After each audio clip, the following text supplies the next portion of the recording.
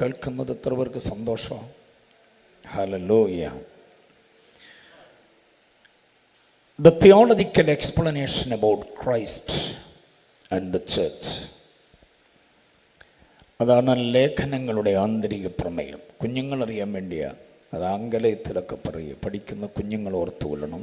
The theological explanation about Christ and the church. ക്രിസ്തുവിനെക്കുറിച്ചും സഭയെക്കുറിച്ചുമുള്ള ദൈവശാസ്ത്ര വിശകലനം, അതാണ് ലേഖനങ്ങൾ. 21 epistles. അപ്പോൾ ലേഖനങ്ങൾ വേണ്ടും വിധത്തിൽ പഠിക്കുന്നവർക്ക് മാത്രമേ ക്രിസ്തുവാരാണ്, സഭ എന്താണ് എന്നറിയാൻ പറ്റും. ശ്രദ്ധിക്കണം, ക്രിസ്തുവിൻ്റെ മനുഷ്യത്വത്തിൻ്റെ തിളക്കം, ദൈവത്വത്തിൻ്റെ മഹത്വം, ഇത് രണ്ടും ലേഖനങ്ങളിലാണ്. മറ്റൊന്ന്, what is church and how to walk in the church. എന്താണ് സഭ, സഭയിൽ നാം എങ്ങനായിരിക്കണം, അതിൽ ലേഖനങ്ങളാണ് നമുക്ക് നൽകി തരിക. അതുകൊണ്ട് ക്രിസ്തീയ ജീവിതത്തിൽ മാറ്റിവെക്കാനാവാതെ നമ്മുടെ ഹൃദയത്തോട് ചേർത്ത് വയ്ക്കേണ്ട പുസ്തകങ്ങളാണ് ഏതാ? ലേഖനങ്ങൾ 21. മറ്റുള്ളത് വേണ്ടെന്നല്ല, വേണം. പക്ഷെ ലേഖനങ്ങൾ അല്പം കൂടുതൽ ശ്രദ്ധയോടെ നാം ആഹരിക്കണം. യഹോവ എൻ്റെ ഇടയനാകുന്നു, എനിക്ക് മുട്ടുണ്ടാകില്ല. എൻ മനമേ യഹോവയെ വാഴ്ത്തുക, എൻ്റെ സർവാന്തരംഗമേ ഒരു ബാധയും നിൻ്റെ കൂടാരത്തിനടുക്കയില്ല. ഇതൊക്കെ നല്ല സന്തോഷമുള്ള കാവ്യങ്ങളാണ്. ഇത് വായിച്ചിട്ട് യേശുവിൻ്റെ നാമത്തിൽ ആമേൻ എന്നും പറഞ്ഞ് വീണ് കിടന്ന് ഉറങ്ങുന്ന വിശ്വാസികളുണ്ട്. ലേഖനങ്ങളിലേക്ക് ശ്രദ്ധ കൊണ്ടുപോകത്തേയില്ല. പാർത്തലത്തിൽ ജീവിക്കുമ്പോൾ എന്ത് തള്ളണം, എന്ത് കൊള്ളണം, എന്ത് വേണ്ട, എന്ത് വേണം, എന്താകണം, എന്താകരുത്, ആരോടുകൂടെ ആകണം, ആരോടുകൂടെ ആകരുത് എന്നിത്യാദി വസ്തുതകൾ വകതിരിച്ച് വീണ്ടു വിചാരമായി വകഭേദമായി നമുക്ക് അവബോധം തരുന്നത് ഏതാണ്? ലേഖനങ്ങളാണ്. അപ്പോസ്തലന്മാരെ ദൈവം ഓരോരോ കാലങ്ങളിൽ ഉപയോഗിച്ച് എഴുതി തന്നിട്ടുള്ള ആത്മീക വിജ്ഞാനങ്ങളാണ് ലേഖനങ്ങൾ. അങ്ങനെ പറഞ്ഞ ലേഖനങ്ങൾക്കൊരു മുഖവര ഞാൻ അങ്ങ് അവസാനിപ്പിക്കുക. 21 ലേഖനങ്ങളിൽ 4 ലേഖനങ്ങളെ നാം പ്രത്യേകമായി അടർത്തിയെടുക്കുന്നു. ആ 4 ലേഖനങ്ങൾക്ക് ക്രിസ്തു പരിജ്ഞാന ലേഖനങ്ങളെന്ന് നാമകരണം ചെയ്യണം. ക്രിസ്തു പരിജ്ഞാന ലേഖനങ്ങൾ. ക്രിസ്തുവിനെക്കുറിച്ചുള്ള അതിശ്രേഷ്ഠമായിരിക്കുന്ന വിജ്ഞാനങ്ങളാണ് ഈ 4 ലേഖനങ്ങളിൽ. ഏതൊക്കെയാണെന്ന് കുറിച്ചു കൊള്ളണം. 1 എഫെസ്യ ലേഖനം, 2 ഫിലിപ്പിയ ലേഖനം, 3 കൊലോസ്യ ലേഖനം, 4 ഫിലേമോൻ്റെ ലേഖനം. എഫെസ്യർ, ഫിലിപ്പിയർ, കൊലോസ്യർ, ഫിലേമോൻ, ഈ 4 ലേഖനങ്ങളാണ് ക്രിസ്തു പരിജ്ഞാന ലേഖനം. എല്ലാ ലേഖനങ്ങളിലും ക്രിസ്തു ഉണ്ട്. പക്ഷേ ഈ 4 ലേഖനങ്ങൾ ക്രിസ്തു വിജ്ഞാനീയ ലേഖനങ്ങളാണ്. അവയെ കാരാഗ്രഹ ലേഖനങ്ങൾ എന്നും അറിയപ്പെടുന്നു. കാരാഗ്രഹ ലേഖനങ്ങൾ പൗലോസ് സുവിശേഷ നിമിത്തം കാരാഗ്രഹത്തിലായിരുന്നപ്പോൾ ലിഖിതമാക്കപ്പെട്ടവയാണവ. അതുകൊണ്ടാണ് അതിനെ കാരാഗ്രഹ ലേഖനങ്ങൾ എന്ന് പറയുന്നത്. ഓക്കെ, ഈ 4 ലേഖനങ്ങളിലും പഠിക്കാൻ ആഗ്രഹിക്കുന്നവർക്ക് എൻ്റെ പ്രസംഗം സുഖിക്കത്തുള്ളൂ. വെറുതെ വന്നിരുന്ന് സ്തോത്രം പറഞ്ഞ് ഗ്ലോറി പറഞ്ഞ് അന്യഭാഷ പറഞ്ഞു പോകാനാണെങ്കിൽ ഇന്ന് രാത്രിയിലെ പ്രസംഗം നിങ്ങൾക്ക് ഒട്ടും സുഖിക്കത്തില്ല. ദൈവവചനം അതിൻ്റെ ആഴത്തിൽ ഗ്രഹിക്കാൻ ആഗ്രഹിക്കുന്നവർക്ക് ഇത് പ്രയോജനമാകും. അതുകൊണ്ട് ശ്രദ്ധയോടെ ദൈവസന്നിധിയിലിരിക്കണം. ദൈവത്തിൻ്റെ വചനം പഠിക്കുമ്പോൾ അതിനകത്ത് ഹൈ ക്രിസ്റ്റോളജി എന്ന് പറയുന്നൊരു സംഗതിയുണ്ട്. എന്തോന്നാണ് ഹൈ ക്രിസ്റ്റോളജി? ഹൈ എന്ന് പറയുമ്പോൾ നമ്മൾ ആരെങ്കിലുമൊക്കെ കാണുമ്പം ഹായ് എന്ന് പറയാം. ആ ഹായ് അല്ല, പിന്നെ HIGH, ഹൈ, ഉന്നതം, ഹൈസ്കൂൾ എന്നൊക്കെ പറയുന്ന ഹൈ ക്രിസ്റ്റോളജി എന്ന് പറഞ്ഞാൽ ഉന്നത ക്രിസ്തു വിജ്ഞാനീയം. ക്രിസ്തുവിൻ്റെ ഔന്നത്യം, ക്രിസ്തുവിൻ്റെ ഉത്തുംഗ പ്രതാപം, ക്രിസ്തുവിൻ്റെ മഹത്വപൂർണത, അവ്യാഖ്യേയമായ വ്യക്തിത്വമാണ് ക്രിസ്തു. അതാണ് ഹൈ ക്രിസ്റ്റോളജി. ആ ഹൈ ക്രിസ്റ്റോളജി വ്യക്തമാക്കുന്നതാണ് ഈ 4 ലേഖനങ്ങൾ. ആ വേദഭാഗം ഞാനൊന്ന് പറയാം, ശ്രദ്ധിച്ചോ. കുറിച്ചെടുക്കാൻ വല്ലതും ഉണ്ടോ കൈ? ഒന്നുമില്ല. വേദോത്സവം സ്വോത്രാഴ്ചയ്ക്ക് 10 രൂപയായിട്ട് ഇങ്ങ് പോകുന്നു. ഒരു പേപ്പർ തുണ്ട് പോലും കൊണ്ടുവന്നില്ല. ഓക്കെ, സ്വോത്രാഴ്ച ഇട്ടുപോയി. അല്ലെങ്കിൽ ആ 10 രൂപയ്ക്കകത്തൊരു ചെറിയ ഭാഗം ഉണ്ടായിരുന്നു എഴുതാൻ. ഇനിയിപ്പോൾ ഇട്ടുപോയതിനെക്കുറിച്ച് ചിന്തിച്ചിട്ട് കാര്യമില്ല. കൺവെൻഷനും യോഗത്തിനും സഭായോഗത്തിനും ഒക്കെ വരുമ്പം ഒരു തുണ്ട് പേപ്പറും ഒക്കെ ആയിട്ട് വരണം. എന്നിട്ട് ഇതൊക്കെ എഴുതിക്കൊണ്ട് പോകണം. ഇല്ലെങ്കിൽ വീട്ടിൽ ചെല്ലുമ്പോൾ ഇതൊക്കെ മറന്നു പോകും. കുശുമ്പും കുന്നായ്മയും ഈർഷ്യയും പകയും പിണക്കവും ഒക്കെ 25 കൊല്ലം കഴിഞ്ഞാലും മറക്കത്തില്ല, ഓർത്തിരിക്കും. കെട്ടിക്കയറി വന്നപ്പം അമ്മാവിയമ്മ നോക്കിയ നോട്ടം ഇപ്പോഴും ഓർമ്മയുണ്ടല്ലോ മനസ്സിൽ. കുത്തും കൊളുത്തും വെച്ച് അവരേതാണ്ട് ചോദിച്ചത് ഇപ്പോഴും മറന്നിട്ടില്ലല്ലോ. പക്ഷേ കഴിഞ്ഞ ആഴ്ച ദൈവദാസൻ വായിച്ച സങ്കീർത്തനം ഏതാണെന്ന് ചോദിച്ചാൽ തലയിലൊന്നും ചൊറിയാതെ പറയത്തില്ല നമ്മൾ. 150 എണ്ണത്തിൽ ഏതോ ഒരെണ്ണമായിരുന്നു, ഏതാന്ന് കൃത്യമായിട്ട് അങ്ങോട്ട് ഓർക്കത്തില്ലെന്ന്. ഒരാഴ്ച പോലും ആത്മീയ കാര്യങ്ങൾക്ക് ആയുസില്ലാതെ പോകും മറവിയിലേക്ക്. അതുകൊണ്ട് ഈ കുറിക്കണമെന്നൊക്കെ പറയുക. ഹൈ ക്രിസ്റ്റോളജിയുടെ 4 വാക്യങ്ങളിൽ 4 ലേഖനങ്ങൾ, 4 വാക്യങ്ങളെല്ലാം 4 വേദഭാഗങ്ങൾ തരികയാണ്. ശ്രദ്ധിച്ചോണം. പുതുജീവൻ പ്രാപിക്കാനുള്ള വഴിയാണ്. പുതുജീവനാണെന്ന് പറഞ്ഞിട്ടും തിരുവല്ലയുടെ ഹൃദയഭാഗത്തൊരു കൺവെൻഷനിൽ ഇത്രയും കസേര കാലിയായി കാണുന്നത് എനിക്കൊരു അത്ഭുതം തോന്നുന്നു. അതും ആമല്ലൂർ തിരുവല്ലയിൽ മടുത്ത് ജനമൊക്കെ, അതുകൊണ്ടൊക്കെ ആയിരിക്കും. ഇനിയിപ്പോൾ എന്നാ കൺവെൻഷൻ കൂടാനാന്നൊക്കെ ഉള്ളതാ ചിന്ത. അത്ഭുത രോഗശാന്തി എന്നൊക്കെ പറഞ്ഞിരുന്നെങ്കിൽ സംഘാടകർ കുഴഞ്ഞാൻ ഇവിടെ കിടന്നു ആളുകളെ അക്കോമഡേറ്റ് ചെയ്യാൻ. Praise the Lord. ശ്രദ്ധിക്കാം, ഇത്രയും പേര് വന്നല്ലോ, അത് തന്നെ വലിയ സന്തോഷം. വരാത്തവരെക്കുറിച്ചൊരു പരാതിയില്ല, വന്നവർക്ക് ഗ്രാൻഡ് സല്യൂട്ട്. ദൈവം അനുഗ്രഹിക്കട്ടെ. കർത്താവിൻ്റെ വരവെടുത്തു എന്നുള്ളതിൻ്റെ ലക്ഷണങ്ങളൊക്കെയായി ഇത്. സ്തോത്രം. സുവിശേഷ യോഗത്തിന് തിരുവല്ലയിലും കുമ്പനാട്ടിലും പുല്ലാട്ടിലും കോഴഞ്ചേരിയിലൊക്കെ ആൾ കുറയുന്നുണ്ടെങ്കിൽ ഓർത്തോണം, കർത്താവ് വരാറായി. അതാണ് സംഭവം. ഓക്കെ, നമുക്ക് പഠിക്കാം. 4 വേദഭാഗങ്ങളെ ഹൈ ക്രിസ്റ്റോളജി എന്ന് പറയണം. അതിലൊന്നാമത്തേത് എഫെസ്യ ലേഖനം 1:20 മുതൽ 23 വരെയുള്ള വേദഭാഗമാണ് ഹൈ ക്രിസ്റ്റോളജി. ഉന്നത ക്രിസ്തു വിജ്ഞാനിയും. മലയാളം മറന്നു പോകരുത്, ഇംഗ്ലീഷ് യൂത്ത്സിന് വേണ്ടി ഞാൻ പറയുക. High Christology.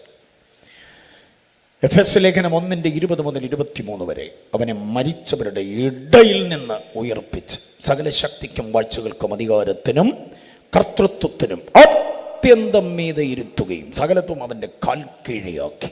ഈ ലോകത്തിൽ മാത്രമല്ല വരാനുള്ളതിലും അവനെ തന്നെ തലയാക്കി വെച്ചു. എല്ലാം നിറയ്ക്കുന്നവൻ്റെ നിറവായവൻ്റെ ശരീരമായി സഭയ്ക്ക് അവനെ തലയാക്കി തന്നിരിക്കുന്നു. ആരെക്കുറിച്ചാണ് പറയുക? ക്രിസ്തുവിനെ കുറിച്ച് പറയുക. സകല വാഴ്ചകൾക്കും അധികാരത്തിനും ശക്തിക്കും കർത്തൃത്വത്തിനും മീതെ എന്നല്ല, അത്യന്തം മീതെ. എല്ലാറ്റിനും അത്യന്തം മീതെയാണ് കർത്താവെങ്കിൽ പിന്നെ ഏത് മന്ത്രവാദിയാ ദൈവമക്കൾ പേടിക്കണ്ടേന്ന് പറ? ഏത് കൂടോത്രക്കാരനെ പേടിക്കണ്ടേ? ഏത് പിശാചിനെ പേടിക്കണ്ടേ? ഭൂതം പ്രേത യക്ഷി പിശാചെന്നൊക്കെ കേൾക്കുമ്പോൾ പേടിച്ച് പനി പിടിക്കുകയൊന്നും ചെയ്യരുത്. യേശുവിൻ്റെ നാമത്തിൽ അടങ്ങ് ഇറങ്ങ് പുറത്തു പോ എന്ന് പറയാനുള്ള തൻ്റെ ഇടമുണ്ടാകണം. കാര്യം എന്താണെന്നറിയാമോ? എൻ്റെ കർത്താവ് സർവ്വത്തിനും മീതെയാ, സർവ്വത്തിനും മീതെയാ. അതാണ് ഹൈ ക്രിസ്റ്റോളജി. വിവരിക്കുന്നില്ല. അടുത്തത് ഫിലിപ്പിയ ലേഖനം 2-ാം അധ്യായം അതിൻ്റെ 6 മുതൽ 11 വരെയുള്ള വേദഭാഗമാണ് ഫിലിപ്പിയ ലേഖനത്തിലെ ഹൈ ക്രിസ്റ്റോളജി. ഫിലിപ്പിയർ 2-ാം അധ്യായം 6 മുതൽ 11 വരെ. ശ്രദ്ധിക്കണം ആ വാക്യം. 2-ാം അധ്യായം 6 മുതൽ 8 വരെയുള്ള വാക്യങ്ങൾ ക്രിസ്തുവിൻ്റെ പരിത്യാഗം എന്നെഴുതണം. പരിത്യാഗം. 9 മുതൽ 11 വരെ ക്രിസ്തുവിൻ്റെ പരമോന്നതത്വം എന്നെഴുതണം. ഇത് രണ്ടും കൂടെ ചേരുമ്പോഴാണ് ഹൈ ക്രിസ്റ്റോളജി, ക്രിസ്തു പരിജ്ഞാനമാകും. ഒന്നുകൂടെ ആവർത്തിക്കുക കുറിക്കുന്നവർക്ക് വേണ്ടി. ഫിലിപ്പിയ ലേഖനം 2-ാം അധ്യായം 6 മുതൽ 8 വരെയുള്ള വേദഭാഗങ്ങൾക്ക് കൊടുക്കേണ്ടത് ക്രിസ്തുവിൻ്റെ പരിത്യാഗം. ദൈവമായിരുന്നവൻ, ദൈവത്തോടു കൂടെ ആയിരുന്നവൻ, സർവോന്നതം ആയ പദവിയിലായിരുന്നവൻ നമുക്ക് വേണ്ടി എന്തോ ഇതെന്നാ വായിക്കുന്നേ? താണ് ഇറങ്ങി. എവിടം വരെ? ക്രൂശിൻ്റെ മരണത്തോളം അനുസരണമുള്ള ദാസനായി തന്നെത്താൻ താഴ്ത്തി. Self denial, emptying of Christ. അതുകൊണ്ടാണ് അതിനെ പരിത്യാഗം എന്ന് പറയുന്നത്. എന്നാൽ 9 മുതൽ 11 വരെയുള്ള വേദഭാഗങ്ങളിൽ ദൈവം അവനെ ഉയർത്തി. എവിടം വരെ? ഏറ്റവും ഉയർത്തി. സകല നാമത്തിനും മീതെ സകല മുഴങ്കാലും മടങ്ങത്തക്ക നിലയിൽ ദൈവം അവനെ ഉയർത്തി. അതാണ് പരമോന്നതത്വം. ദൈവമക്കൾ ഒരു കാര്യം ശ്രദ്ധിച്ചോണേ. നമ്മൾ യേശു ക്രിസ്തു എന്ന് പറയും, ക്രിസ്തു യേശു എന്ന് പറയും, അല്ലേ? ചിലപ്പോൾ യേശു ക്രിസ്തു എന്ന് പറയും, ചിലപ്പോൾ ക്രിസ്തു യേശു. അതിനങ്ങനെ മാറി മാറി പറയുന്നതിൻ്റെ കാര്യം ഏതെങ്കിലും ഒന്ന് പറഞ്ഞാൽ പോരെ? വായിക്ക് വരുന്ന പോലെ അങ്ങ് പറയുന്നതാണോ, അതോ വല്ല അർത്ഥം വെച്ച് പറയുന്നതാണോ? അങ്ങനെ വല്ലതും ചിന്തിച്ചിട്ടുണ്ടോ? യേശു ക്രിസ്തു എന്ന് പറയാൻ തോന്നുമ്പോൾ അങ്ങനെ പറയും, ക്രിസ്തു യേശു എന്ന് പറയാൻ തോന്നുമ്പോൾ അങ്ങനെ പറയും. അപ്പോസ്തലന്മാർ എഴുതി വന്നപ്പോഴും അങ്ങനെയൊക്കെ എഴുതി വെച്ച്. ചിലയിടത്ത് എഴുതിയിട്ടുണ്ട് യേശു ക്രിസ്തു, ചിലയിടത്ത് എഴുതി വച്ചിരിക്കുന്ന എൻ്റെ ക്രിസ്തു യേശു, ചിലയിടത്ത് യേശു ക്രിസ്തു എന്നൊക്കെ പറയുക. അപ്പം ഇതിങ്ങനെ എഴുതുന്നതിൻ്റെ കാരണം എന്താണെന്നും കൂടെ പഠിക്കണം. ഈ പ്രയോഗങ്ങളുടെ പിന്നിലെ ദൈവശാസ്ത്രം എന്താണെന്നും കൂടെ പഠിക്കണം. ശ്രദ്ധിച്ചോ, ക്രിസ്തു യേശു എന്ന് പറഞ്ഞാൽ ഫ്രം എബവ് ടു ബിലോ എന്നാണ്. ഉന്നത സ്ഥാനീയനായിരുന്നവൻ ഏറ്റവും താണ അവസ്ഥയിലേക്ക് ഇറങ്ങി വന്ന ആ അർത്ഥമാണ് ഏത് പ്രയോഗം? ക്രിസ്തു യേശു എന്ന് പറഞ്ഞാൽ പരമോന്നത സ്ഥാനീയനായിരുന്നവൻ പരിത്യാഗം ചെയ്തു. അതാണ് ക്രിസ്തു യേശു. യേശു എന്നുള്ളത് മാനുഷിക നാമമാണ്. അവൻ യേശുവെന്ന് പേരിടണം ഉണ്ടോ? മാനുഷിക നാമം. ക്രിസ്തു ഓൾറെഡി ഉള്ള നാമമാണ്. അഭിഷക്തൻ, ക്രിസ്റ്റോസ്, മസായ എന്നൊക്കെ ഉള്ളത്. ഓക്കെ, അപ്പോൾ അതാണ് ക്രിസ്തു യേശു. അങ്ങനെയാണെങ്കിൽ തിരിച്ചു പറഞ്ഞ് യേശു ക്രിസ്തു എന്ന് പറഞ്ഞാൽ എന്താണ്? From below to above. അതാണ് എന്ന് പറഞ്ഞാൽ ക്രൂശിലെ മരണത്തോളം അനുസരണമുള്ളവനായി ഇറങ്ങി വന്ന് പരിത്യാഗം ചെയ്ത ക്രിസ്തുവിനെ ദൈവം എന്തോ ചെയ്തു? ഏറ്റവും ഉയർത്തി. എങ്ങനെ?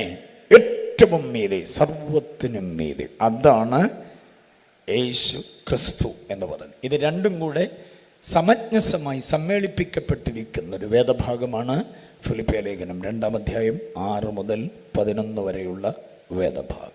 ഒരു സ്തോത്രം പറഞ്ഞേ, ഹല്ലേലൂയ. അപ്പോൾ ഫിലിപ്പിയ ലേഖനത്തിൽ ക്രിസ്തു പരിജ്ഞാനം അതാണ്, ഹൈ ക്രിസ്റ്റോളജി അതാണ്. ഇതിന് തുല്യം പറയാൻ വേറെ വാക്യങ്ങളില്ല. അതുകൊണ്ടാണ് ഞാൻ ആ ഹൈ ക്രിസ്റ്റോളജിയുടെ ഭാഗം പറയുക. ഇനി കൊലോസ്യ ലേഖനത്തിലേക്ക് വന്നേ. കൊലോസ്യ ലേഖനത്തിൽ ഹൈ ക്രിസ്റ്റോളജി ഏതാണെന്നറിയാമോ? കൊലോസ്യ ലേഖനം 1-ാം അധ്യായം 12 മുതൽ 27 വരെയുള്ള വാക്യങ്ങൾ ഹൈ ക്രിസ്റ്റോളജിയാണ്. കൊലോസ്യ ലേഖനം 1-ാം അധ്യായം അതിൻ്റെ 12 മുതൽ 27 വരെയുള്ള ഭാഗങ്ങൾ. ഒരു വലിയ പാസേജാണ്, ഞാനൊന്ന് പറയാം, ശ്രദ്ധിച്ച് കേട്ടോണം. 12-ാം വാക്യം, കൊലോസ്യർ 1-ന്റെ 12-ാം വാക്യത്തിൽ നമുക്ക് വെളിച്ചത്തിൻ്റെ അവകാശം നൽകിയ ക്രിസ്തു. 13-ാം വാക്യം, സ്നേഹസ്വരൂപനായ ക്രിസ്തു, ഇരുട്ടിൻ്റെ അധികാരത്തിൽ നമ്മെ വിടുവിച്ച സ്നേഹസ്വരൂപനായ ക്രിസ്തു. 14-ാം വാക്യം, വീണ്ടെടുപ്പുകാരനായ ക്രിസ്തു. 15-ാമത് വാക്യം, ദൈവത്തിൻ്റെ പ്രതിമയായ ക്രിസ്തു. 16-ാമത് വാക്യം, സർവത്തിൻ്റെയും സൃഷ്ടിതാവായ ക്രിസ്തു. 17-ാം വാക്യം, സർവത്തിനും ആധാരമായ ക്രിസ്തു. 18-ാം വാക്യം, സഭയുടെ തലയായ ക്രിസ്തു. 19-ാം വാക്യം, ദൈവത്തിൻ്റെ സകല സമ്പൂർണതയും ദേഹരൂപമായി വസിക്കുന്ന ക്രിസ്തു.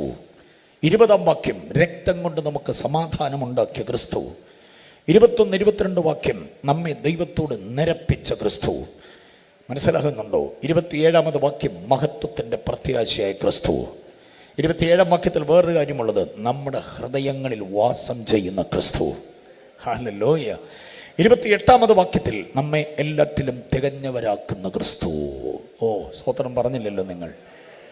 ഇത്ര മഹത്വപൂർണമായ പ്രതാപമാണ് ക്രിസ്തുവെന്ന് കൊലോസ്യ ലേഖനം ക്രിസ്തു ശാസ്ത്രം വ്യക്തമാക്കുന്നു. ഹൈ ക്രിസ്റ്റോളജിയാണത്.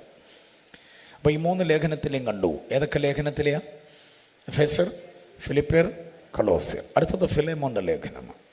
കരഗ്രഹ ലേഖനങ്ങളിൽ 4-മത്തേത് ഫിലേമോന്റെ ലേഖനമാണ്. ഫിലേമോന്റെ ലേഖനത്തിൽ ഹൈ ക്രിസ്റ്റോളജി എന്താണെന്നറിയാമോ? 18-19 വാക്യം നോക്കണം. ഫിലേമോന്റെ ലേഖനം ഏകാധ്യായ ലേഖനമാണ്. അതിൽ 18-19 പറയുന്നത്, ഫിലേമോനോട് പൗലോസ് പറയുക, ഒനേസിമോസ് എന്ന നിന്റെ അടിമ വല്ലതും നിനക്ക് കടംപെട്ടിട്ടുണ്ടെങ്കിൽ നീ അവനോട് കോപിക്കണ്ട, അവനോട് വാങ്ങാൻ നിൽക്കണ്ട, അവനോട് പ്രതികാരം വേണ്ട, എൻ്റെ പേരിൽ കണക്കിട്ടുകൊള്ളുക, ഞാൻ തന്ന തീർക്കാം. ഒനേസിമോസ് എന്ന് പറയുന്ന ആഫ്രിക്കൻ അടിമയോട് പൗലോസ് കാണിക്കുന്ന കൂറ് തന്നെയല്ല. ഫിലേമോന്റെ ലേഖനം 10-ാം വാക്യം വായിച്ചു നോക്കണം. 10-ാം വാക്യം, ഞാൻ തടവിലിരിക്കുമ്പോൾ ജനിപ്പിച്ച എൻ്റെ മകൻ. എബ്രാഹിം ജനിച്ച എബ്രായൻ, ബെന്യാമിൻ ഗോത്രക്കാരൻ, 8-ാം നാളിൽ പരിച്ഛേദനയേറ്റ കാസ്റ്റ് ഐഡൻറ്റിറ്റി വളരെ ഉജ്ജ്വലമായി പറയുന്ന പൗലോസാണ് പറയുന്നത്, ആഫ്രിക്കയിൽ നിന്ന് കുടിയേറിപ്പാർത്ത് പാടത്തും പറമ്പിൽ പണിയെടുക്കാൻ വന്ന ഈ അടിമ എൻ്റെ മകനാണെന്ന്. അതാണ് ക്രിസ്തു പരിജ്ഞാനം, അതാണ് ക്രിസ്തുവിൽ ഒന്നാകുക എന്നുള്ളത്. അതിൻ്റെ 12-ാം വാക്യം നോക്കിക്കേ, എൻ്റെ പ്രാണപ്രിയനായ അവനെ ഞാൻ മടക്കി അയക്കുന്നു. പ്രാണപ്രിയൻ. ജാതിയുടെ, മതത്തിൻ്റെ, കുലത്തിൻ്റെ, കുടുംബത്തിൻ്റെ, വർണ്ണത്തിൻ്റെ, വർഗത്തിൻ്റെ, ദേശത്തിൻ്റെ, ഭാഷയുടെ, ദിക്കുകളുടെ ഒക്കെ പേരിൽ ഇന്നും ദൈവമക്കൾ അതിർതിരിഞ്ഞ് മാറിയും തിരിഞ്ഞു നിൽക്കുമ്പോൾ പൗലോസ് പറയുകയാണ്, ഈ അടിമയുണ്ടല്ലോ അവൻ എൻ്റെ മകനാണ്. അത് പറയാൻ എത്ര പേർക്ക് സന്തോഷമുണ്ട്? ആരെയും അകറ്റരുത്, ആരെയും പാർശ്വവൽക്കരിക്കരുത്. യേശുവിൻ്റെ നിർമ്മലം, നിഷ്കളങ്കം, വിലയേറിയത്, കുറ്റമില്ലാത്തത്, പുണ്യാഹമായ രക്തത്താൽ വീണ്ടെടുക്കപ്പെട്ട മുഴുവൻ ആളുകളും നമ്മുടെ സ്വന്തമാണ് എന്ന് കാണാൻ പറ്റണം. Praise the Lord. അതാണ് ഫിലേമോന്റെ ലേഖനത്തിൽ. ഇനിയും 18-19 പറയുന്ന, അവൻ ചെയ്ത സകലതും, അവൻ വരുത്തിയ നഷ്ടം, അവൻ വരുത്തിയ അപമാനം ഒക്കെ എൻ്റെ പേരിൽ കണക്കിട്ടുകൊള്ളും, ഞാൻ തന്നു തീർക്കാം. ഇതേതാ വാചകം എന്നറിയാമോ? ക്രൂശിൽ ചൊരിഞ്ഞ മൊഴിയുടെ തനിയാവർത്തനമാണ്.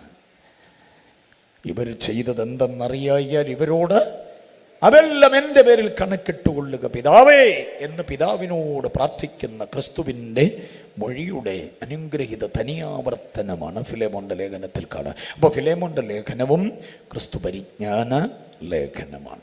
അപ്പോൾ ഈ 4 ലേഖനങ്ങളും ഒരുമിച്ച് നിൽക്കുന്നത് കൊണ്ട് അതിലൊരെണ്ണത്തിൽ നിന്നാണ് ഞാൻ വാക്യം വായിച്ച് കേൾപ്പിച്ചത്. പൊതുജീവനിലേക്ക് നമ്മെ വഴിതെളിക്കാൻ പര്യാപ്തമായ ഒരു വേദഭാഗം. അതാണ് 4-ാം അധ്യായം, അതിൻ്റെ 23-24 വാക്യം. സത്യത്തിൽ 22 മുതൽ വായിക്കണം. ചതിമോഹങ്ങളാൽ വഷളായിപ്പോയ പഴയ മനുഷ്യനെ ഉപേക്ഷിച്ച് നിങ്ങളുടെ ഉള്ളിലെ ആത്മാവ് സംബന്ധമായി പുതുക്കം പ്രാപിച്ച് സത്യത്തിൻ്റെ ഫലമായി നീതിയിലും വിശുദ്ധിയിലും ദൈവാനുരൂപമായി സൃഷ്ടിക്കപ്പെട്ട പുതുമനുഷ്യനെ ധരിച്ചുകൊള്ളുവീൻ. നിങ്ങൾ നാമകരണം ചെയ്ത ഈ സമ്മേളനത്തിൻ്റെ പൊതുജീവൻ എന്ന പേര് നിലനിർത്തിക്കൊണ്ട് അതിനെ ആദരിച്ചുകൊണ്ട് തന്നെ, അതിനെ അംഗീകരിച്ചുകൊണ്ട് തന്നെ, നിരുപാധികം അതിനെ ഏറ്റെടുത്തുകൊണ്ട് തന്നെ ഒരു വിഷയത്തെ ഞാൻ നൽകുന്നു. പ്രാരംഭത്തിൽ പറഞ്ഞ വാചകം ഒന്നുകൂടെ ആവർത്തിക്കാം. പുതുജീവനിൽ നടക്കണോ, പുതുജീവൻ പ്രാപിക്കണോ, ഒറ്റ മാർഗമേ ഉള്ളൂ, നാം പുതുക്കം പ്രാപിക്കണം, എന്നിട്ട് പുതുമനുഷ്യനെ ധരിക്കണം. അല്ലാതെ വേറെ മാർഗമില്ല എന്ന് പഠിച്ചോണം. സ്തോത്രം. ഞാനീ പറഞ്ഞ 4 ലേഖനങ്ങളിൽ നിന്ന് കുറിച്ചെടുക്കാൻ താല്പര്യമുണ്ടെങ്കിൽ 4 വിശേഷ ചിന്തകളൂടെ പറയാം. 4 വിധ പരിജ്ഞാനങ്ങൾ. പുതുജീവനിൽ നാം നടക്കണമെങ്കിൽ 4 വിധ പരിജ്ഞാനങ്ങൾ വേണം. കേരള യൂണിവേഴ്സിറ്റിയിൽ നിന്ന്, കാലിക്കറ്റ് യൂണിവേഴ്സിറ്റിയിൽ നിന്ന്, മഹാത്മാഗാന്ധി യൂണിവേഴ്സിറ്റിയിൽ നിന്നൊന്നും ലഭിക്കപ്പെട്ട പരിജ്ഞാനങ്ങളല്ല. പരിജ്ഞാനം അവിടെ നിന്നൊന്നും കിട്ടത്തില്ല, ജ്ഞാനമേ കിട്ടുകയുള്ളൂ. ബിരുദമോ ബിരുദാനന്തര ബിരുദങ്ങളോ നേടിയാലും പരിജ്ഞാനം കിട്ടത്തില്ല. പരിജ്ഞാനം പരമൻ നൽകുന്ന ജ്ഞാനമാണ്. പരമൻ ആരാന്നറിയാമോ? ദൈവമാണ്. അത്യുന്നതനായ ദൈവത്തിൻ്റെ ഒരു പേരാണ് പരമൻ. ആ പരമനിൽ നിന്ന് ലഭിക്കപ്പെടുന്ന ജ്ഞാനത്തിൻ്റെ പേരാണ് എന്തോന്ന്? പരിജ്ഞാനം. അത് അക്ഷരാഭ്യാസം ഇല്ലാത്തവർക്കും കിട്ടിയെന്നിരിക്കും. ഭക്തിയോടെ, വിശുദ്ധിയോടെ, വിശ്വസ്തയോടെ, വിവേകത്തോടെ, വിനയത്തോടെ, എളിമയോടെ, താഴ്മയോടെ, സൗമ്യതയോടെ, ക്രിസ്തു കേന്ദ്രീകൃതമായി ജീവിക്കുന്ന ഒരു വ്യക്തിക്ക് ലഭിക്കപ്പെടുന്നതാണ് എന്തോന്ന്? പരിജ്ഞാനം. നികളം, ധാർഷ്ട്യം, ധിക്കാരം, താൻപോരിമ, അഹന്ത, അഹങ്കാരം, ആമ്പട ഞാനേ എന്ന പരുവത്തിലൊക്കെ നെഞ്ചു വിരിക്കുന്ന പുള്ളിക്കൊന്നും പരിജ്ഞാനമില്ല. പരിജ്ഞാനം ഉണ്ടെങ്കിൽ അവരാരും അങ്ങനെ നെഞ്ചു വിരിക്കത്തില്ല. പരിജ്ഞാനമുള്ളവന് വിധേയത്വമുണ്ട്, വിനയമുണ്ട്, എളിമയുണ്ട്, താഴ്മയുണ്ട്, സൗമ്യതയുണ്ട്, ശാന്തതയുണ്ട്, ശാലീനതയുണ്ട്, നൈർമല്യതയുണ്ട്, നിഷ്കളങ്കതയുണ്ട്, സ്നേഹമുണ്ട്, പരസ്പരം അംഗീകരിക്കാൻ, ഒറ്റിക്കൊടുക്കപ്പെട്ടവൻ്റെ കൂടെ നിൽക്കാൻ, ഒറ്റപ്പെടുത്തപ്പെട്ടവൻ്റെ ഏകാന്തതയ്ക്ക് തുണയാകാൻ, വഴിയിൽ മുറിവേറ്റ് കിടക്കുന്നവനെ തത്സമയത്ത് സുരക്ഷിത സ്ഥാനത്ത് കൊണ്ടെത്തിക്കാൻ, അവൻ്റെ ബില്ല് അവൻ്റെ പേരിലല്ല എൻ്റെ പേരിൽ കണക്കിടുമെന്ന് പറയാനൊക്കെ കഴിയുന്നത് ആർക്കാണെന്ന് പറ?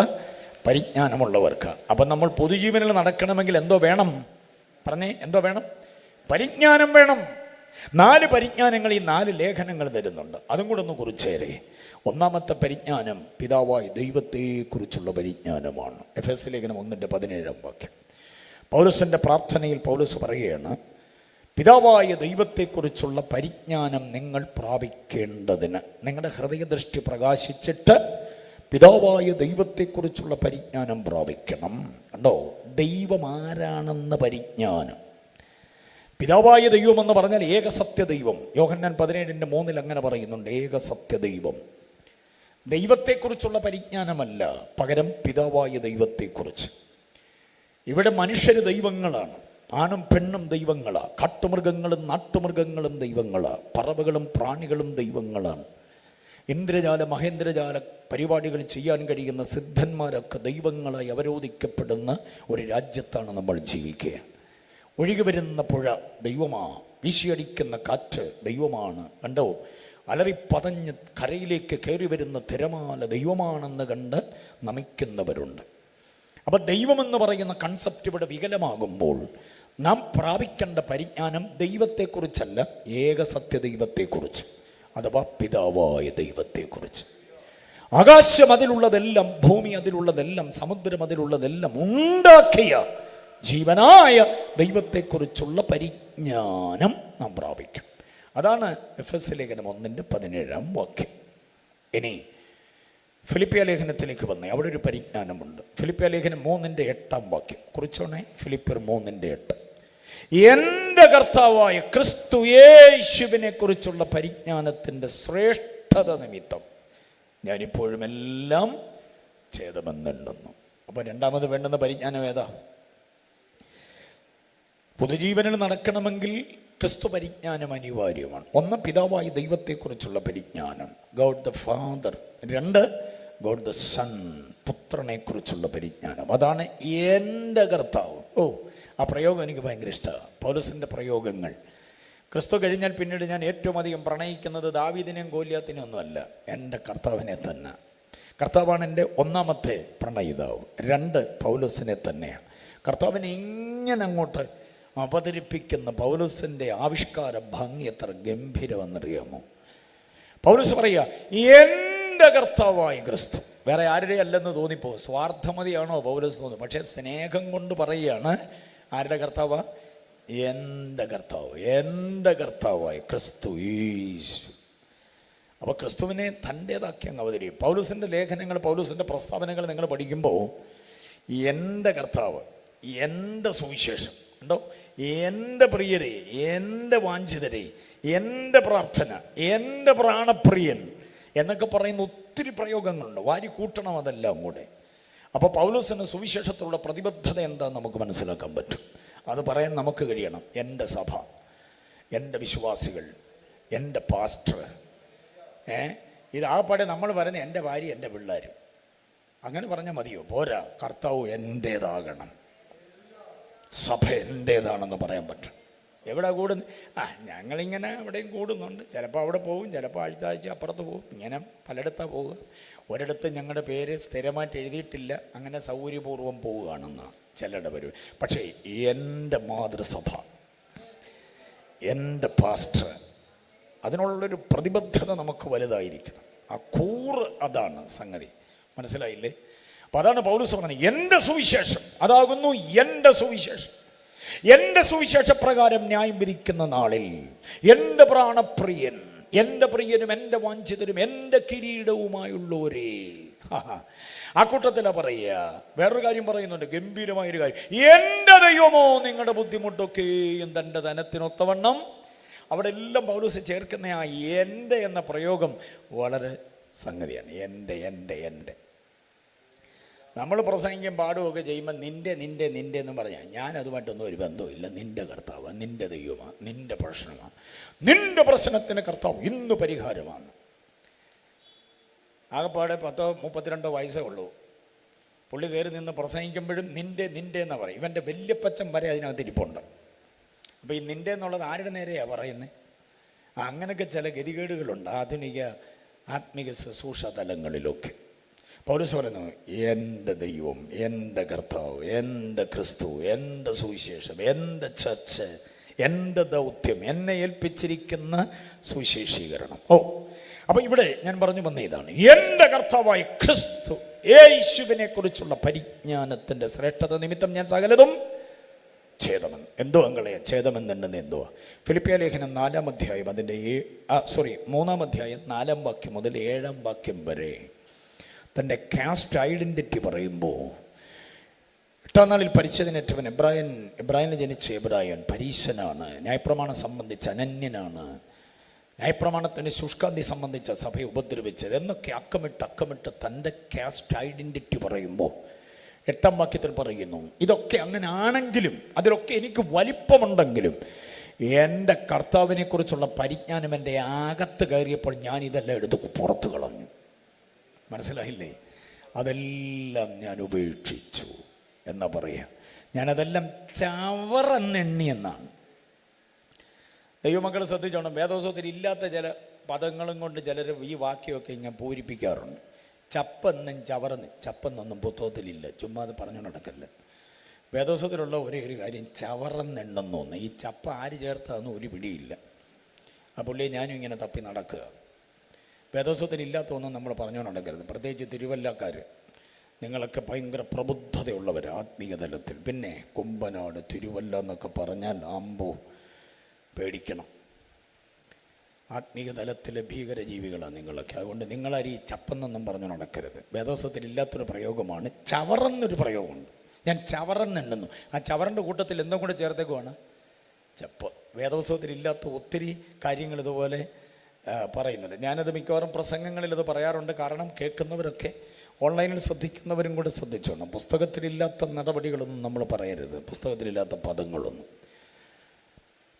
ചിലർ സഭായോഗങ്ങളെ ഉപേക്ഷയായി, ബാക്കി പറ, ഉപേക്ഷയായി വിചാരിക്കുന്ന അങ്ങനൊരു പ്രയോഗം ഇല്ല പുസ്തകത്തിൽ. അതുകൊണ്ട് ഇന്ന് പറഞ്ഞിരിക്കട്ടെ, ഇനിമേലെ പറയരുത്. വിചാരിക്കുന്ന പോലെ എന്നൊരു പ്രയോഗമില്ല. സഭായോഗങ്ങളെ ഉപേക്ഷിക്കരുത് എന്ന് തന്നെ കൃത്യമായിട്ട് പറയുകയാണ്.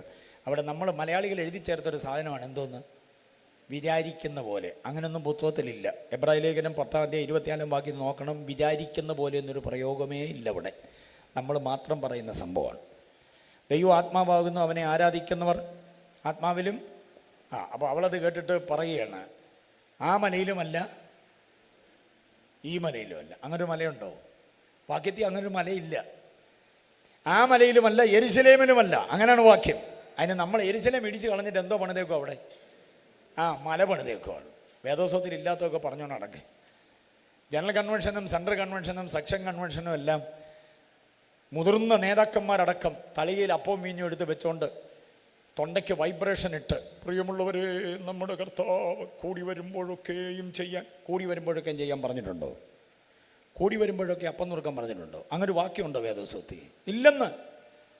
അങ്ങോട്ടും ഇങ്ങോട്ടും നോക്കണ്ട, എന്നെ കണ്ട തുറിച്ച് നോക്കുന്നു, ഇവൻ ഏതടാ എന്നുള്ള രീതി. കൂടി വരുമ്പോഴൊക്കെയും കർത്തൃമേശ ചെയ്യാൻ വാക്യമില്ല പുസ്തകത്തിൽ. പിന്നെ എന്തോ പറഞ്ഞിരിക്കുന്നത്? കുടിക്കുമ്പോഴൊക്കെയും. കൂടി വരുമ്പോഴൊക്കെയും വാക്യം ചെയ്യാൻ ഏറ്റവും പെന്തക്കോസ്തുകാർ കൂടുന്നത് ഇവിടെ തിരുവല്ല മീൻ ചന്തയിലല്ലേ? ആമ്പട നമ്മളെല്ലാം അവിടെ കൂടി വരുന്നുണ്ട്. കർത്തൃമേശ ചെയ്യാൻ പറ്റുമോ വെച്ചാൽ അവിടെ? ഷോപ്പിംഗ് മാളിൽ നമ്മൾ കൂടി വരാറുണ്ടല്ലോ എല്ലാവരും, പാസ്റ്റർമാരും വിശ്വാസികളും. കൂടി വരുമ്പോഴൊക്കെയും കർത്തൃമേശ ചെയ്യാൻ പറഞ്ഞിരുന്നെങ്കിൽ നമ്മൾ കുഴഞ്ഞു പോകത്തേ ഉള്ളൂ. അങ്ങനൊന്നും വാക്യം പറഞ്ഞില്ല. വേദോത്സവത്തിന് തെറ്റുപറ്റത്തില്ല. കൂടി വരുമ്പോഴൊക്കെയും അല്ല, കുടിക്കുമ്പോഴൊക്കെയും. എന്തോ കുടിക്കുമ്പം? കരിങ്ങാലി വെള്ളം കുടിക്കുമ്പോഴല്ല, ഈ വീഞ്ഞ് കുടിക്കുമ്പോഴൊക്കെ. ഇത് എൻ്റെ ചങ്കിൽ നിന്നൊഴുകിയതാണെന്ന് ഓർത്തുകൊണ്ട് കുടിക്കണം. അപ്പോൾ അങ്ങനെ തെറ്റു പറയാൻ പോയാൽ ഒത്തിരി പറയണം, ഇന്ന് രാത്രി മുഴുവനും പറയണം, നിർവാഹമില്ല. ഞാൻ 1-2 ഓർപ്പിച്ചത് വേദോത്സവത്തിൽ ഇല്ലാത്തതൊന്നും നമ്മൾ പറഞ്ഞുകൊണ്ട് നടക്കരുതെന്നുള്ളത് കൊണ്ടാണ്. ഓക്കെ, മടങ്ങി വരാം. അപ്പം എനിക്ക് ഒത്തിരി പ്രശംസിക്കാനുണ്ട് ജഡത്തിൽ. പക്ഷെ ക്രിസ്തു പരിജ്ഞാന നിമിത്തം ഞാൻ അതെല്ലാം എന്തോ ചെയ്യുന്നു? ചവറെന്നെണ്ണുന്നു, ഉപേക്ഷിക്കുന്നു. ചുമ്മാ ആള് കളിക്കുന്നവരെയൊക്കെ ശ്രദ്ധിച്ചോണം. ആർക്കും വിനയപ്പെടാതെ ഞാനാണ് മികച്ചത്, എന്നെ കഴിഞ്ഞുള്ള എല്ലാവരും എന്നും പറഞ്ഞ് തലയെടുപ്പോടെ നിൽക്കുന്നവരെ ശ്രദ്ധിച്ചോണം. ഉള്ളിൽ എന്തോ ഇല്ലെന്നറിയാമോ? ക്രിസ്തു പരിജ്ഞാനം ഇല്ല. ക്രിസ്തു പരിജ്ഞാനമുള്ളവർക്ക് വിധേയത്വം, വിനയം, എളിമ, താഴ്മ, സൗമ്യത, സഹനം, ഇതൊക്കെ ഉള്ളത് ക്രിസ്തു പരിജ്ഞാനമകത്തുള്ളവർക്ക്. ക്ഷമിക്കുക, സഹിക്കുക, വഹിക്കുക, പൊറുക്കുക, താങ്ങുക, കരുതുക, ഇതൊക്കെ ക്രിസ്തു പരിജ്ഞാനമകത്ത് വന്നെങ്കിലേ പറ്റൂ. ഇല്ലെങ്കിൽ കൊല്ലാനും തല്ലാനും ഒതുക്കാനും ഒടുക്കാനും വേണ്ടി ഇറങ്ങും. അങ്ങനെ ആയിരുന്നല്ലോ പുള്ളി. ആര്? പൗലോസ്. ദൈവസഭ എന്തോ ഇത് പോന്നു എന്നാണ് വായിക്കുന്നത്. 8-3 വാക്യം വായിക്കുന്ന അപ്പോസ്തലപ്രവൃത്തി മുടിച്ചു പോന്നു. സ്ത്രീകളെയും പുരുഷന്മാരെയും പിടിച്ചടച്ച് തടവിലേൽപ്പിച്ച് ദൈവസഭയെ മുടിച്ചു പോന്നു. എന്തോ ഇല്ലാഞ്ഞ കാലത്ത്, അത് ക്രിസ്തുപരിജ്ഞാനം ഇല്ലാഞ്ഞ കാലത്ത്. ക്രിസ്തുപരിജ്ഞാനമുള്ള കാലത്ത് ദൈവസഭയെ വളർത്തേണ്ടതിന് വേണ്ടി തന്നാലാവോളം അധ്വാനിക്കുന്നു. ക്രിസ്തുപരിജ്ഞാനം വരുന്നതിന് മുൻപ് ഞാൻ എന്ന് പറഞ്ഞ പ്രയോഗമായിരുന്നു. ഞാൻ. പക്ഷെ ക്രിസ്തുപരിജ്ഞാനം അകത്ത് വന്നപ്പോൾ പറയുക, ഞാനല്ല, എന്നിൽ വസിക്കുന്ന ദൈവത്തിൻ്റെ കൃപയത്രേ. അപ്പം ക്രിസ്തുപരിജ്ഞാനം ഇല്ലാത്തവൻ പലതും തലേ ചുമന്നുകൊണ്ട് നടക്കുമ്പോൾ ക്രിസ്തുപരിജ്ഞാനമുള്ളവൻ ക്രിസ്തുവിനെ മാത്രം വഹിക്കുന്നു. അതോർത്തോണം. ഇനിയും പരിജ്ഞാനം വേണമല്ലോ. അത് കൊലോസ്യ ലേഖനം 1:10 നോക്കിക്കേ. ദൈവ ഇഷ്ടത്തിൻ പരിജ്ഞാനം. എന്തോന്നാ പരിജ്ഞാനം? ദൈവ ഇഷ്ടത്തിൻ്റെ പരിജ്ഞാനം. അത് പ്രാപിക്കണം എല്ലാവരും. അപ്പം എഫെസ്യരെ ഓരോന്ന് പറയുമ്പോൾ ആദ്യം പറഞ്ഞ് മറക്കരുത്. 1 ദൈവപരിജ്ഞാനം, പിതാവായ ദൈവത്തെക്കുറിച്ചുള്ള പരിജ്ഞാനം. 2 ക്രിസ്തു യേശുവിനെ കുറിച്ചുള്ള പരിജ്ഞാനം. 3 ദൈവ ഇഷ്ടത്തിൻ പരിജ്ഞാനം, the knowledge of God's will. എൻ്റെ ജീവിതത്തിൽ ദൈവത്തിൻ്റെ പരിജ്ഞാനം, ദൈവത്തിൻ്റെ ഇഷ്ടം എന്താ, ഞാൻ എന്തു പഠിക്കണമെന്നാണ് എൻ്റെ ദൈവം ഇഷ്ടപ്പെടുന്നത്, ആ കോഴ്സ് ഞാൻ എവിടെ പഠിക്കണമെന്നാണ് ദൈവം ഇഷ്ടപ്പെടുന്നത്, ഞാൻ എന്ത് ചെയ്യണമെന്നാണ് ദൈവം ഇഷ്ടപ്പെടുന്നത്. നമ്മൾ എന്തെങ്കിലും കർത്താവിന് വേണ്ടി ചെയ്യുകയല്ല, പിന്നെ കർത്താവിൻ്റെ ഇഷ്ടമനുസരിച്ച് കർത്താവ് നമ്മളെ കൊണ്ട് ചെയ്യിക്കുകയാണ്. അതുകൊണ്ട് റോമർ 12:2 പറയുന്നത് ദൈവഹിതം ഇന്നതെന്ന് തിരിച്ചറിയേണ്ടതിന്, അതാണ് ഇഷ്ടത്തിൻ്റെ പരിജ്ഞാനം. നമ്മളങ്ങനൊന്നുമല്ല. നമ്മുടെ ഒരു ഇഷ്ടം ദൈവത്തെങ്കിലേക്ക് നമ്മൾ എന്തോ ചെയ്യുക, കൊണ്ടുവരിക അല്ലേ. വീട് പൂട്ടി വാരക്ക നിന്നുകൊണ്ട്, സിറ്റ് ഔട്ടിൽ നിന്നുകൊണ്ട്, കർത്താവേ എളിയവർ യാത്രയാവുകയാണേ കാത്തോണേ എന്നും പറഞ്ഞ് നമ്മൾ ഇറങ്ങുക. ഞങ്ങൾ പോട്ടെ എന്ന് കർത്താവിനോട് ചോദിച്ചായിരുന്നോ? ഇല്ല, അങ്ങനെ ചോദിച്ചില്ല. നമ്മളങ്ങ് തീരുമാനിക്കുന്നു പ്രോഗ്രാം. എന്നിട്ട് നമ്മൾ ഇറങ്ങുമ്പോൾ കർത്താവ് സെക്യൂരിറ്റി ആയിട്ടിരുന്നു. കർത്താവ് എന്നെ നേപ്പാളിയാണ്, നമ്മുടെ പുറകെ സെക്യൂരിറ്റി ആയിട്ട് നിൽക്കുക. നമ്മൾ നിശ്ചയിച്ച കാര്യത്തിൻ്റെ പുറകെയൊക്കെ നമ്മുടെ കൂടെ വരാൻ. യഥാർത്ഥത്തിൽ ദൈവഹിതത്തിൻ്റെ പരിജ്ഞാനമുള്ളവൻ ദൈവത്തോട് ചോദിക്കണം, പോകണോ വേണ്ടയോ. മനസ്സിലായില്ലേ? അതാണ് ദൈവപരിജ്ഞാനം. PYPയുടെ ഒരു യൂത്ത് ക്യാമ്പ് കഴിഞ്ഞപ്പോൾ ആ യൂത്ത് ക്യാമ്പിന് ക്ലാസ് എടുത്ത ദൈവദാസൻ യുവതിയുവാക്കന്മാരോട് പറഞ്ഞു, മക്കളെ, നിങ്ങളൊരു 15 വയസ്സ് കഴിയുമ്പോൾ നിങ്ങളുടെ ജീവിത പങ്കാളിയെക്കുറിച്ച് ദൈവത്തോട് പ്രാർത്ഥിക്കണം. പിള്ളേർക്കൊക്കെ അതൊരു വലിയ അതിശയം പോലെ തോന്നി. 15 വയസ്സ് കഴിയും. എവിടുന്നെങ്കിലും ആരെങ്കിലും കൊണ്ടുവരുന്ന കല്യാണം കയറി മുട്ടരുത്, അത് നിങ്ങൾക്ക് നാളെ കുഴപ്പമായി മാറും. അതുകൊണ്ട് നിങ്ങൾ പ്രാർത്ഥിക്കണം ഒരു 15 കഴിയുമ്പം മുതൽ, അതാവ് എനിക്ക് ഉത്തമനായൊരു ജീവിത പങ്കാളിയെ തരണമെന്ന് ആണും പെണ്ണും പ്രാർത്ഥിക്കും. അത് സഭായോഗത്തിന് പ്രാർത്ഥിക്കാനല്ലേ പറയുന്നത്, രഹസ്യ പ്രാർത്ഥനയിൽ ഇത് പ്രാർത്ഥിക്കണം. ദൈവം കേട്ടിട്ട് നിങ്ങളുടെ പ്രാർത്ഥനയ്ക്ക് പരിഗണിച്ച ദൈവം അങ്ങനെ ഒരു ആലോചന കഴിയും. ഓക്കെ, യൂത്ത് ക്യാമ്പ് കഴിഞ്ഞ് പോയ ഒരു മോള് പ്രാർത്ഥിക്കാൻ തുടങ്ങി. അപ്പം മമ്മി ശ്രദ്ധിച്ചപ്പോൾ പതിവില്ലാത്ത പോലെ പ്രാർത്ഥിക്കുന്നു സമയത്ത്. മിക്കവാറും മൊബൈലിനകത്ത് WhatsApp, YouTube, Facebook, Twitter, Instagram തോണ്ടി ഇരിക്കുന്ന കൊച്ച് പ്രാർത്ഥിക്കാനിരിക്കുന്നു. അമ്മയ്ക്ക് കൗതുകം തോന്നി.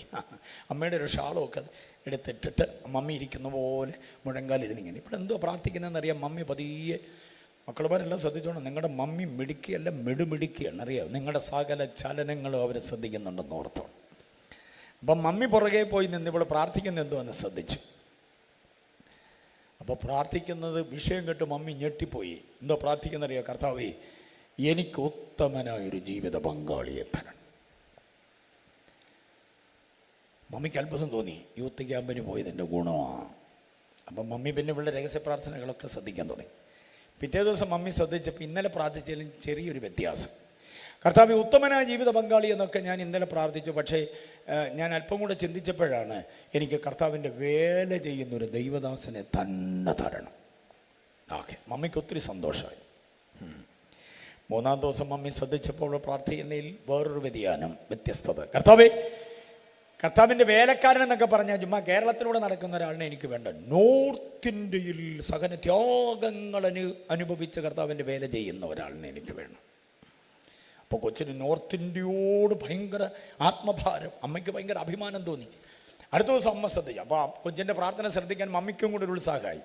പിറ്റേ ദിവസം അമ്മ ശ്രദ്ധിച്ചപ്പം കർത്താവ് നോർത്ത് ഇന്ത്യ എന്നൊക്കെ പറഞ്ഞാൽ ഹരിയാനയിലും ഡൽഹിയിലും ഒന്നും വേണ്ട, നോർത്ത് ഈസ്റ്റ് മേഖലയിൽ ബോഡോ തീവ്രവാദികളുടെ അവരുടെ വെടികുണ്ടയ്ക്ക് നേരെ നെഞ്ചു കാണിച്ചുകൊണ്ട് നിൽക്കുന്ന സുവിശേഷ സമർപ്പണമുള്ള സാമർഥ്യമുള്ളൊരു കരുത്തനായ ദൈവദാസനെ. അമ്മ നിന്ന് കരഞ്ഞ് വല്ലാതെ അവർക്കങ്ങ് അഭിമാനം കൊണ്ട് പുളകിതയായി. എൻ്റെ കൊച്ചിന് ദൈവമേ, കർത്താവ് പ്രാർത്ഥന കേട്ട് അങ്ങനെ തന്നെ ചെയ്യണമെന്നാണ്. അടുത്ത ദിവസം അമ്മ ശ്രദ്ധിച്ചപ്പോഴാണ് ഞെട്ടിപ്പോയത്. കർത്താവെ, അങ്ങനാണെങ്കിൽ പിന്നെ ആസാമി പ്രവർത്തിക്കുന്ന ആ ഷായിച്ചാനെ തന്നെ എനിക്ക് തന്നാൽ എന്നാ കുഴപ്പം. അതാ, അപ്പം ആസാമിലൊരു ഷായിച്ചാനുണ്ട്. ആ ഷായിച്ചാൻ എനിക്ക് വേണമെന്ന് പറയുന്നതിന് പകരമാണ് എന്തോ ചെയ്യുന്നേ, കർത്താവിനെ ഇവിടെ ഗുഹാവട്ടി എക്സ്പ്രസ്സിൽ കയറ്റി ഇങ്ങനെ കൊണ്ടുപോവുകയാണ് സകല സംസ്ഥാനങ്ങളിലൂടെ. ഞാൻ പറഞ്ഞു വന്നതിൻ്റെ സാരം, നമുക്കൊരു ഇഷ്ടമുണ്ട്, അത് നമ്മൾ ഫിക്സ് ചെയ്ത് വെച്ചിരിക്കുക. എന്നിട്ട് ആ ഇഷ്ടത്തിലേക്ക് ആരെ കൊണ്ടുവരിക? കർത്താവിനെ കൊണ്ടുവരിക. അതല്ല ദൈവ ഇഷ്ടത്തിൻ്റെ പരിജ്ഞാനം. എല്ലാവരും കർത്താവിനോട് ചോദിച്ചോണം, രാത്രികളിലും പകലുകളിലും. Lo what shall I do? എന്തെന്നാ വാചകം? What shall I do? ഞാൻ എന്ത് ചെയ്യണം? അപ്പോസ്തലപ്രവൃത്തി 22:10 വാക്യമാണ്. കൊന്നുമുടിച്ച് തകർത്ത് തരിപ്പണമാക്കി ദൈവസഭയ്ക്കകത്ത് കയറിയൊരു ചെന്നായി കുഞ്ഞാടുകളെ കടിച്ചു കീറുന്നത് പോലെ ആക്രമണോത്സുകമായി നടന്ന ഒരുവൻ കർത്താവിൻ്റെ തല്ലുകൊണ്ട് താഴെ വീണ് കിടന്ന് അവിടെ കിടന്നുകൊണ്ട് ചോദിച്ചു, നീ ആരാ? അധികാരികളുടെ അധികാരപത്രം എൻ്റെ കയ്യിൽ ഇരിക്കുമ്പോൾ എന്നെ തല്ലി താഴെയിടാൻ കരുത്തുള്ള നീ ആരാ?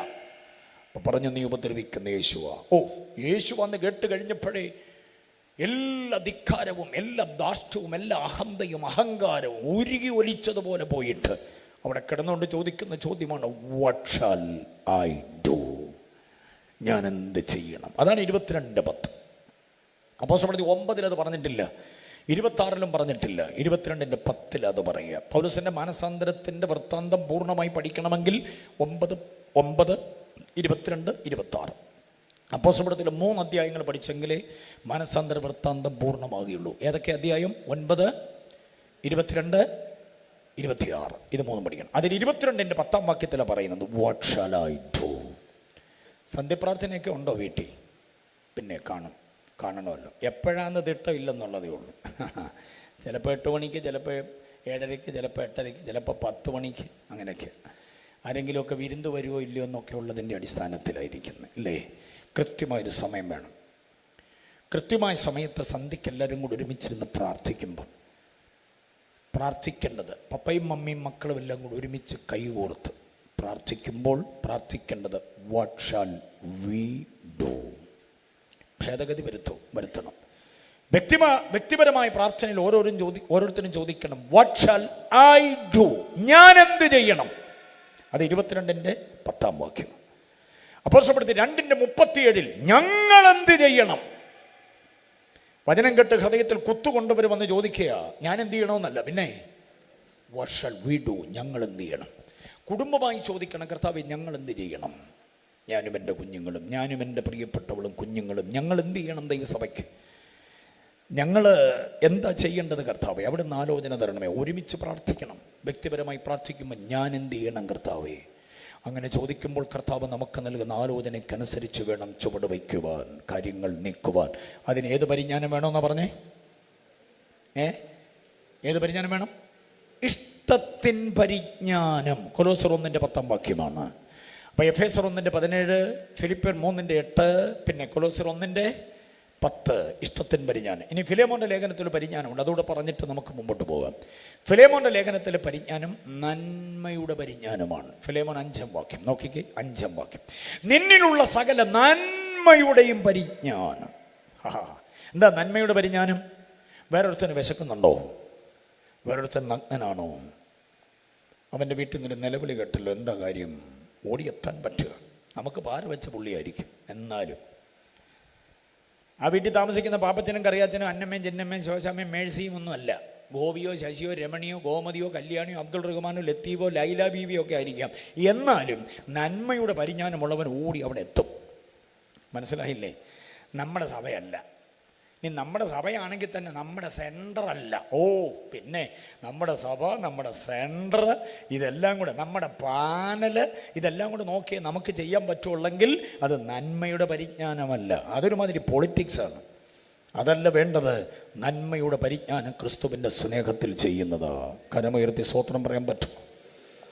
നമ്മൾ അനുഭവിക്കുന്ന ദൈവസ്നേഹത്തെ, നമ്മൾ അനുഭവിക്കുന്ന നന്മയും അവരന് കൈമാറുവാൻ കഴിയുന്ന ആ ഒരു സ്ഥിരോത്സാഹം, അതാണ് നന്മയുടെ പരിജ്ഞാനമെന്ന് പറയുന്നത്. സ്തോത്രം.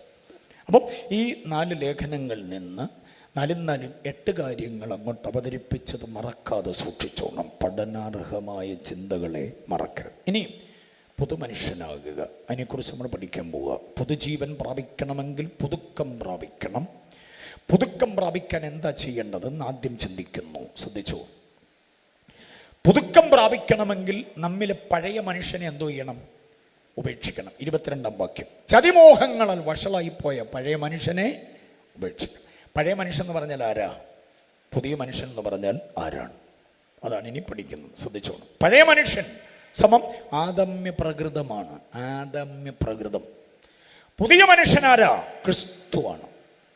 അപ്പം നമ്മിലെ ആദമിനെ ഉരിഞ്ഞു കളഞ്ഞിട്ട് നമ്മിൽ ആരെ ഉടുക്കണം? ക്രിസ്തുവിനെ ധരിക്കണം. അപ്പം പഴയ മനുഷ്യൻ ആദമാണ്, പുതിയ മനുഷ്യൻ ക്രിസ്തുവാണ്. അപ്പം ഇങ്ങനെ പറയാം, ഓർത്തിരിക്കാൻ എളുപ്പം.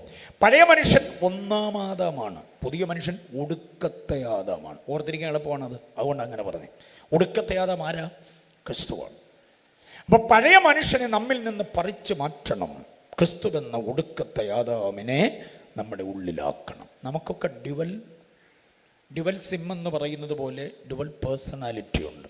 ദ്വിത്വപ്രകൃതം, ദ്വന്ദ്വപ്രകൃതം, അങ്ങനെയൊക്കെ പറഞ്ഞാൽ അറിയാവോ? ദ്വന്ദ്വപ്രകൃതം എന്നൊക്കെ പറഞ്ഞ് ഒരേ സമയത്ത് ആത്മീയൻ അപ്പം തന്നെ അനാത്മീയനുമാണ്. അങ്ങനെയൊന്നും പറഞ്ഞാൽ നിങ്ങൾ സമ്മതിക്കത്തില്ല, പക്ഷേ സമ്മതിച്ചേ പറ്റുള്ളൂ. നമ്മിലൊക്കെ ഈ ഇരട്ട പ്രകൃതം ഉണ്ട്. പ്രൈസ് ആൻഡ് വർഷിപ്പിൻ്റെ നേരത്ത് നമ്മളെ പിടിക്കാൻ ഒത്തിരി പേര് വേണം, ആരാധിച്ച് നമ്മളങ്ങ് പോകും. പക്ഷേ അവസരം അനുകൂലമായി ഒത്തുകിട്ടിയാൽ പാപത്തിലേക്ക് മൂക്കുകുത്തിപ്പോകുന്ന പ്രകൃതക്കാരുമുണ്ട്. അതാണ് ഇരട്ട പ്രകൃതം. മനസ്സിലായോ? സ്നേഹവായ്പ ഭയങ്കരമാണ്, അപ്പം തന്നെ വെറുപ്പ്, വിദ്വേഷം, വിമർശനം, വിരോധം ആദിയായതെല്ലാം ഉണ്ട്. അതാണ് ഇരട്ട പ്രകൃതക്കാരുടെ പ്രത്യേകത. ഉദാഹരണം ഞാൻ കാണിച്ചു തരാം. മോശയുടെ സഹനം, മോശയുടെ ത്യാഗം, മോശയുടെ സൗമ്യത ശ്രദ്ധിക്കണം. ദൈവത്തോട് പറയുക, ദൈവമേ ഈ ജനത്തിൽ ആരെയും ഇനി അവിടുന്ന് കൊല്ലരുത്. ആരെയെങ്കിലും കൊന്നെങ്കിൽ മാത്രമേ അങ്ങയുടെ കോപം അടങ്ങത്തുള്ളെങ്കിൽ എന്നെ അങ്ങ് കൊന്നേരെ. ഓഹോ, ഒരു സഭയ്ക്ക് വേണ്ടി ഒരു പാസ് അങ്ങനെ പ്രാർത്ഥിക്കണമെങ്കിൽ എന്നെ സഹനമാണ് നോക്കിയത്. അവ എൻ്റെ ഇടവകയിൽപ്പെട്ട ഒരെണ്ണത്തെ ഉപദ്രവിക്കരുത്. അവരെ ആരെങ്കിലും കൊന്നെങ്കിൽ അങ്ങയുടെ കലി അടങ്ങുള്ളെങ്കിൽ എന്നെ അങ്ങ് തട്ടിയേരെ. അപ്പം സഭയോട് അത്ര ആത്മാർത്ഥതയല്ലേ? 30 ലക്ഷം വരുന്ന ജനത്തോടുള്ള മോശയുടെ ആ താല്പര്യം ഭയങ്കരമല്ലേ? ശ്രദ്ധിച്ചിട്ടുണ്ടോ നിങ്ങൾ? അത് മോശയുടെ ഒരു പ്രകൃതമാണ്. പക്ഷെ കുറേ നാൾ കഴിഞ്ഞപ്പോൾ ഇതേ മോശ തന്നെയാണ് പറയുക, ഈ ജനത്തെ എല്ലാം ഞാനാണോ പെറ്റത്? ഇവനെ എല്ലാം കൂടെ സഹിക്കാൻ വേറെ പണിയില്ലേ എനിക്ക്? എന്നെ കൊണ്ട് പറ്റത്തില്ല. ദൈവത്തോട് കോപിക്കുകയാണ്. മത്സരികളെ എന്നും പറഞ്ഞ് അവരോടുള്ള കോപം നിമിത്തം പാറയോട് കൽപ്പിക്കാൻ പറഞ്ഞ് 2 പ്രാവശ്യം അടിച്ചത്. അപ്പോൾ മോശയ്ക്ക് എത്ര പ്രകൃതമുണ്ട്? ഏറ്റവും കുറഞ്ഞ 2 പ്രകൃതമുണ്ട്. ഒരു ആത്മീകൻ മോശയിലുണ്ട്, ഒരു അനാത്മീകനുണ്ട്. ജനത്തെ എല്ലാം കൂടെ വഹിക്കുന്ന മാതൃതുല്യമായ ഒരു പരിഗണന മോശയ്ക്കുണ്ട്. അപ്പോൾ തന്നെ ജനത്തെ ഒന്നിനെ പോലും അംഗീകരിക്കാതെ പുറന്തള്ളുന്നൊരു പ്രകൃതമുണ്ട്. പഴയ നിയമത്തിൽ മാത്രം നിൽക്കേണ്ട, പുതിയ നിയമത്തിലേക്ക് വന്നേ. ഗുരു, ആരെല്ലാം നിന്നെ വിട്ടുപോയാലും ഞാൻ നിന്നെ എന്ത് ചെയ്യത്തില്ല, വിട്ടുപോകത്തില്ല. ആര് പറയുന്ന? പത്രോസ് പറയുന്ന. വേറെ ഒരപ്പോസ്തലനും അങ്ങനെ പറഞ്ഞിട്ടില്ല. പത്രോസ് പറയാ, ആരെല്ലാം വിട്ടുപോയാലും ഞാൻ നിന്നെ വിട്ടുപോകത്തില്ല. സ്തോത്രം. അതേ പത്രോസാണ് കുറച്ച് നാൾ കഴിഞ്ഞപ്പോൾ പറയും, ഞാൻ അവനെ അറിയുന്നില്ല, ഞാൻ തോട്ടത്തിലില്ലായിരുന്നു, ഞാനല്ല. അങ്ങനെയൊക്കെ എടുത്തു പറയാനുള്ള കാരണം എന്താണെന്നറിയോ മോനെ? മഹാപുരോഹിതൻ്റെ ദാസൻ്റെ കാത് അറുത്ത് കളഞ്ഞ് അവർ തപ്പി നടക്കുക, കിട്ടിയാൽ അന്നേരം താട്ടു. ഇവർ അറിയാമോ? സാധാരണക്കാരനെ ഒരാളിനെ അല്ല ഉപദ്രവിച്ചു. മഹാപുരോഹിതൻ്റെ ദാസൻ മൽക്കോസിൻ്റെ കാത് അറുത്ത് കളഞ്ഞത് പത്രോസ്. കിട്ടിയാൽ അന്നേരം അവർ കൊണ്ടുവന്ന് റിമാൻഡ് ചെയ്യും, അല്ലെങ്കിൽ അവർ തല്ലി ശരിയാക്കും. അതുകൊണ്ടാണ് പറഞ്ഞത്, ഞാൻ അവിടെ ഇല്ലായിരുന്നു, ഞാൻ അങ്ങനൊരു യേശുവിനെ അറിയത്തില്ല. തീ കായാൻ പോയിരുന്നവരുടെ കൂട്ടത്തിൽ പോയിരുന്നു. ഞാനും യേശുവിനെ പിടിച്ചവരുടെ കൂട്ടത്തിലാണെന്ന് അറിയാൻ അവിടെ പോയിരുന്നേ. അതിൽ ഒരുത്തൻ പാളി നോക്കിയിട്ട് പറഞ്ഞു, നീ അവനോട് കൂടെ ആയിരുന്നില്ലേ? സ്തോത്രം. പത്രോസ്, ഞാൻ അങ്ങനെയല്ല, ഞാൻ നിങ്ങളുടെ കൂട്ടത്തില്ല, അതുകൊണ്ടല്ലേ ഞാൻ ഇവിടെ വന്നിരിക്കുന്നതെന്നൊക്കെ പറഞ്ഞ് രക്ഷപ്പെടാൻ നോക്കി. പക്ഷേ ഉപദേശിമാർക്ക് എങ്ങനെ രക്ഷപ്പെടാൻ പറ്റത്തില്ല അറിയാവോ? അതിലൊരുത്തൻ വിദഗ്ധമായിട്ട് പറഞ്ഞു, നിന്റെ ഉച്ചാരണവും ഭാഷയും നീ ഉപദേശിയാണെന്ന് വ്യക്തമായിട്ട് തെളിയിക്കുന്നുണ്ട്. രക്ഷപ്പെടാൻ പറ്റത്തില്ല. പെന്തക്കോസ്തുകാർക്ക് എങ്ങും പോയി രക്ഷപ്പെടാൻ, കാരണം നമുക്ക് നമ്മുടേതായിട്ടുള്ളൊരു ഭാഷാപ്രയോഗമൊക്കെ ഉണ്ട്. അത് കേൾക്കുമ്പോൾ മറ്റവർക്കറിയാം ഇവൻ ആരാ, ഉപദേശിയാന്നുള്ളത്. കടന്നു വരുവാൻ തക്കതിന്മണ്ണം ഇടയായി എന്നൊക്കെ പറഞ്ഞ് തുടങ്ങുമ്പോഴേ അറിയാം ഇത് ഉപദേശിയാണെന്നറിയാം. അതുകൊണ്ട് ഞാൻ ഉപദേശി അല്ലെന്നൊന്നും പറഞ്ഞ് ആർക്കും രക്ഷപ്പെടാൻ പറ്റത്തില്ല. ആ പ്രദേശത്ത് വന്ന് ഈ പ്രദേശത്ത് വന്ന് ഒരു സാക്ഷി പറയാൻ ഇടയായതിന് തക്കതിന്മണ്ണം എന്നൊക്കെ പറയുന്നത് നമ്മൾ മാത്രം ഉപയോഗിക്കുന്ന ഭാഷയാണ്. നമുക്ക് മാത്രം ഒരു മലയാളമുണ്ട്, വേറെ ആരും ഉപയോഗിക്കാത്ത മലയാളം. അത് കേൾക്കുമ്പോഴേ അറിയാം ഇവൻ ആരാ, ഇവൻ പെന്തക്കോസ്താന്നറിയാം. അതുകൊണ്ട് പത്രോസിന് രക്ഷപ്പെടാൻ പറ്റിയില്ല. അവിടെ പത്രോസ് കുരുക്കിലായിപ്പോയി അവിടെ. ഓക്കെ, അപ്പം ഞാൻ പറഞ്ഞു വന്നത്, നമുക്ക് ഇരട്ടപ്രകൃതമാണ്. അത് ആണിനും പെണ്ണിനും എല്ലാം ഉണ്ട്. ഞങ്ങൾ പുരുഷന്മാരെ കുറിച്ച് പറഞ്ഞപ്പോൾ കേൾക്കാൻ എന്നാ സുഖത്തിലാണ് ഇരിക്കുന്നത് നോക്കി. ഇനി നിങ്ങളെക്കുറിച്ച് പറയാം. ഇരട്ടപ്രകൃതമുള്ള പെണ്ണുങ്ങൾ ഇഷ്ടം പോലെ ഉണ്ട് വേദോസ്വത്തി. കേൾക്കണോ? അബ്രഹാമിനെ ഒരിക്കൽ ഭാര്യ വിളിച്ച്, സാറായി വിളിച്ചിട്ട് പറയാം, അജാ ഇങ്ങ് വന്നേ, ഞാനൊരു രഹസ്യം പറയാം. ഒരു ഐഡിയ തോന്നുന്നു, idea can change your life എന്നല്ലേ. സാറ എബ്രഹാമിന് കൊടുത്ത ഐഡിയ എന്താണെന്നറിയോ? എൻ്റെ ദാസി ഹാഗർ ഉണ്ടല്ലോ, എന്നെ ഗ്ലാമർ അവൾക്ക്, അവള് സുന്ദരിയാ, അവളെ താങ്കൾ സ്വീകരിക്കേ. സാറ എന്ന് പറയുന്ന ഭാര്യ നമ്മൾ തൊഴണം അല്ലേ? സാറ പറയുകയാണ് ഭർത്താവിനോട്, എൻ്റെ ദാസി ഹാഗറിനെ എന്തോ ചെയ്യാൻ സ്വീകരിക്കും. വാഗ്ദത്ത സന്തതി അവളിലൂടെ ആയിരിക്കും വരുന്നതെന്നാ. സാറായുടെ ആ സൗമനസ്യം, ഹൃദയവിശാലത നമ്മൾ അംഗീകരിച്ചേ പറ്റുള്ളൂ. പക്ഷേ കുഞ്ഞ് ജനിച്ചു കഴിഞ്ഞു, കുറെ കഴിഞ്ഞപ്പോൾ ഇതേ സാറായി വന്ന് പറയുക, ദാസിയ മകനെ പുറത്താക്കിക്കോണം, കണ്ടുപോകരുത് ഇവിടെ. അതാ ഞാൻ പറഞ്ഞ പെണ്ണുങ്ങൾക്ക് കൊണ്ട് ഇരട്ട പ്രകൃതം, മനസ്സിലായില്ലേ? ദ്വന്ദ്വ പ്രകൃതം, ദ്വിത്വ പ്രകൃതം. അപ്പൊ അതാ ഞാൻ പറഞ്ഞ, നമ്മിൽ ഈ അനാത്മികതയുടെ പ്രകൃതമുള്ള പഴയ ആദാമിനെ, ഒന്നാമത്തെ ആദാമിനെ എന്തോ ചെയ്യണം? നമ്മൾ പുറത്താക്കണം. എന്നിട്ട് ആരെ ധരിക്കണം? ക്രിസ്തുവിനെ. എങ്കിലേ പുതുജീവനിലേക്ക് വരാൻ പറ്റൂ. എത്ര പേർക്ക് ബോധ്യമാകുന്നുണ്ട്? യെസ്. നമ്മിലെ അനാത്മികത മാറണം. അവസരത്തിൻ്റെ ആനുകൂല്യം ഒത്തുകിട്ടുമ്പോൾ പാപത്തിലേക്ക്, WhatsApp, YouTube, Facebook, Twitter, Instagram തോണ്ടി അക്ഷരക്കൂട്ടുകൾ ഉണ്ടാക്കുമ്പോൾ, ഒരു പ്രത്യേക സാഹചര്യത്തിൽ വേറെ ആരും കേൾക്കാനില്ലാത്തപ്പോൾ ഫോൺ ചെയ്യുന്നതിനകത്തൊന്നും അനാത്മികത വരരുത്. കേൾക്കുന്നവൻ്റെ ഹൃത്തടം ആത്മിക ചൈതന്യം കൊണ്ട് നിറയണം. ഭാര്യയ്ക്കറിയാത്ത പാസ്വേഡും ഭർത്താവിനറിയാത്ത പാസ്വേഡും മമ്മിയും പപ്പയ്ക്കും അറിയാത്ത പാസ്വേഡും ഒക്കെ സൂക്ഷിക്കുന്നവരെ ശ്രദ്ധിച്ചോണം. അനാത്മികത അകത്തുണ്ടെന്ന് അതിൻ്റെ അർത്ഥം. നിസ്സാരമായൊരു കാര്യമാണ് പറയുക. ഇന്ന് രാത്രിയിൽ നമ്മിൽ ഇരുട്ടിൻ്റെ അംശമുണ്ടോ, നമ്മിൽ ഒന്നാം ആദാമിൻ്റെ പ്രകൃതമുണ്ടോ എന്നറിയാൻ ഒറ്റ മാർഗമേ ഉള്ളൂ. നമ്മൾ സൂക്ഷിക്കുന്ന വല്ല രഹസ്യങ്ങളും നമ്മുടെ മാത്രമായി. വേറെ ആരും എൻ്റെ ഫോൺ ഓപ്പൺ ചെയ്യാൻ പറ്റത്തില്ല. ചില വീട്ടിലെ പ്രശ്നം എന്താ? ഭർത്താവിൻ്റെ ഫോൺ എടുത്ത് ഭാര്യ വിളിക്കാൻ നോക്കും. എം വരച്ചു, ഓ വരച്ചു, കെ വരച്ചു, എല്ല് വരച്ചു, തുറക്കുന്നില്ല കുന്തം. അവരെടുത്ത് എറിയുക. ഭർത്താവ് നോക്കുമ്പോൾ ഫോൺ പൊട്ടിയിരിക്കുന്നു. എന്താ കാര്യം? എങ്ങനെ എൻ്റെ ഫോൺ പൊട്ടി? നിങ്ങളെവിടെയെങ്കിലും കൊണ്ടിട്ടായിരിക്കും, അല്ലാതെ ഇപ്പോൾ ആരാ നിങ്ങളുടെ ഫോൺ എടുക്കുന്നു? എന്നിട്ടൊരു കുത്തു വാക്കും കൂടെ, അഥവാ ആരെടുത്താൽ വിളിക്കാൻ പറ്റുമോ? അത് ലോക്കല്ലയോ, പിന്നെന്തിനാ ഞങ്ങളെടുക്കുന്നത്? നിങ്ങളുടെ ഇന്ന് വീണതായിരിക്കും. ഈ പുള്ളിക്കാരി എറിഞ്ഞ് പൊട്ടിച്ചാണത്. അങ്ങനെ എത്രയെല്ലാം വീടുകളുണ്ടെന്നറിയാം. ഈ ലോക്കിട്ട പുള്ളിയെല്ലാം, ഫോണിന് പാസ്വേഡുള്ള പുള്ളിയൊക്കെ വന്ന് നിന്ന് പ്രൈസ് ആൻഡ് വർഷിപ്പ് നടത്തുമ്പോൾ നീ മാത്രം മതിയെന്നും പറഞ്ഞൊരു നിപ്പ് നിൽക്കുന്ന കണ്ടാൽ ശ്വാസം വിലങ്ങിയ പോലെ നിൽക്കുന്നത്. നീ മാത്രം മതിയെന്നുള്ളതിനകത്ത് നീ ആരാന്നുള്ള അന്വേഷിക്കണം. മനസ്സിലായില്ലേ? ജീവിതത്തിന് സുതാര്യതയില്ലാതെ ആത്മീയം കളിക്കരുത്. അത് ആദാമകത്തുള്ളതാണ് കാര്യം.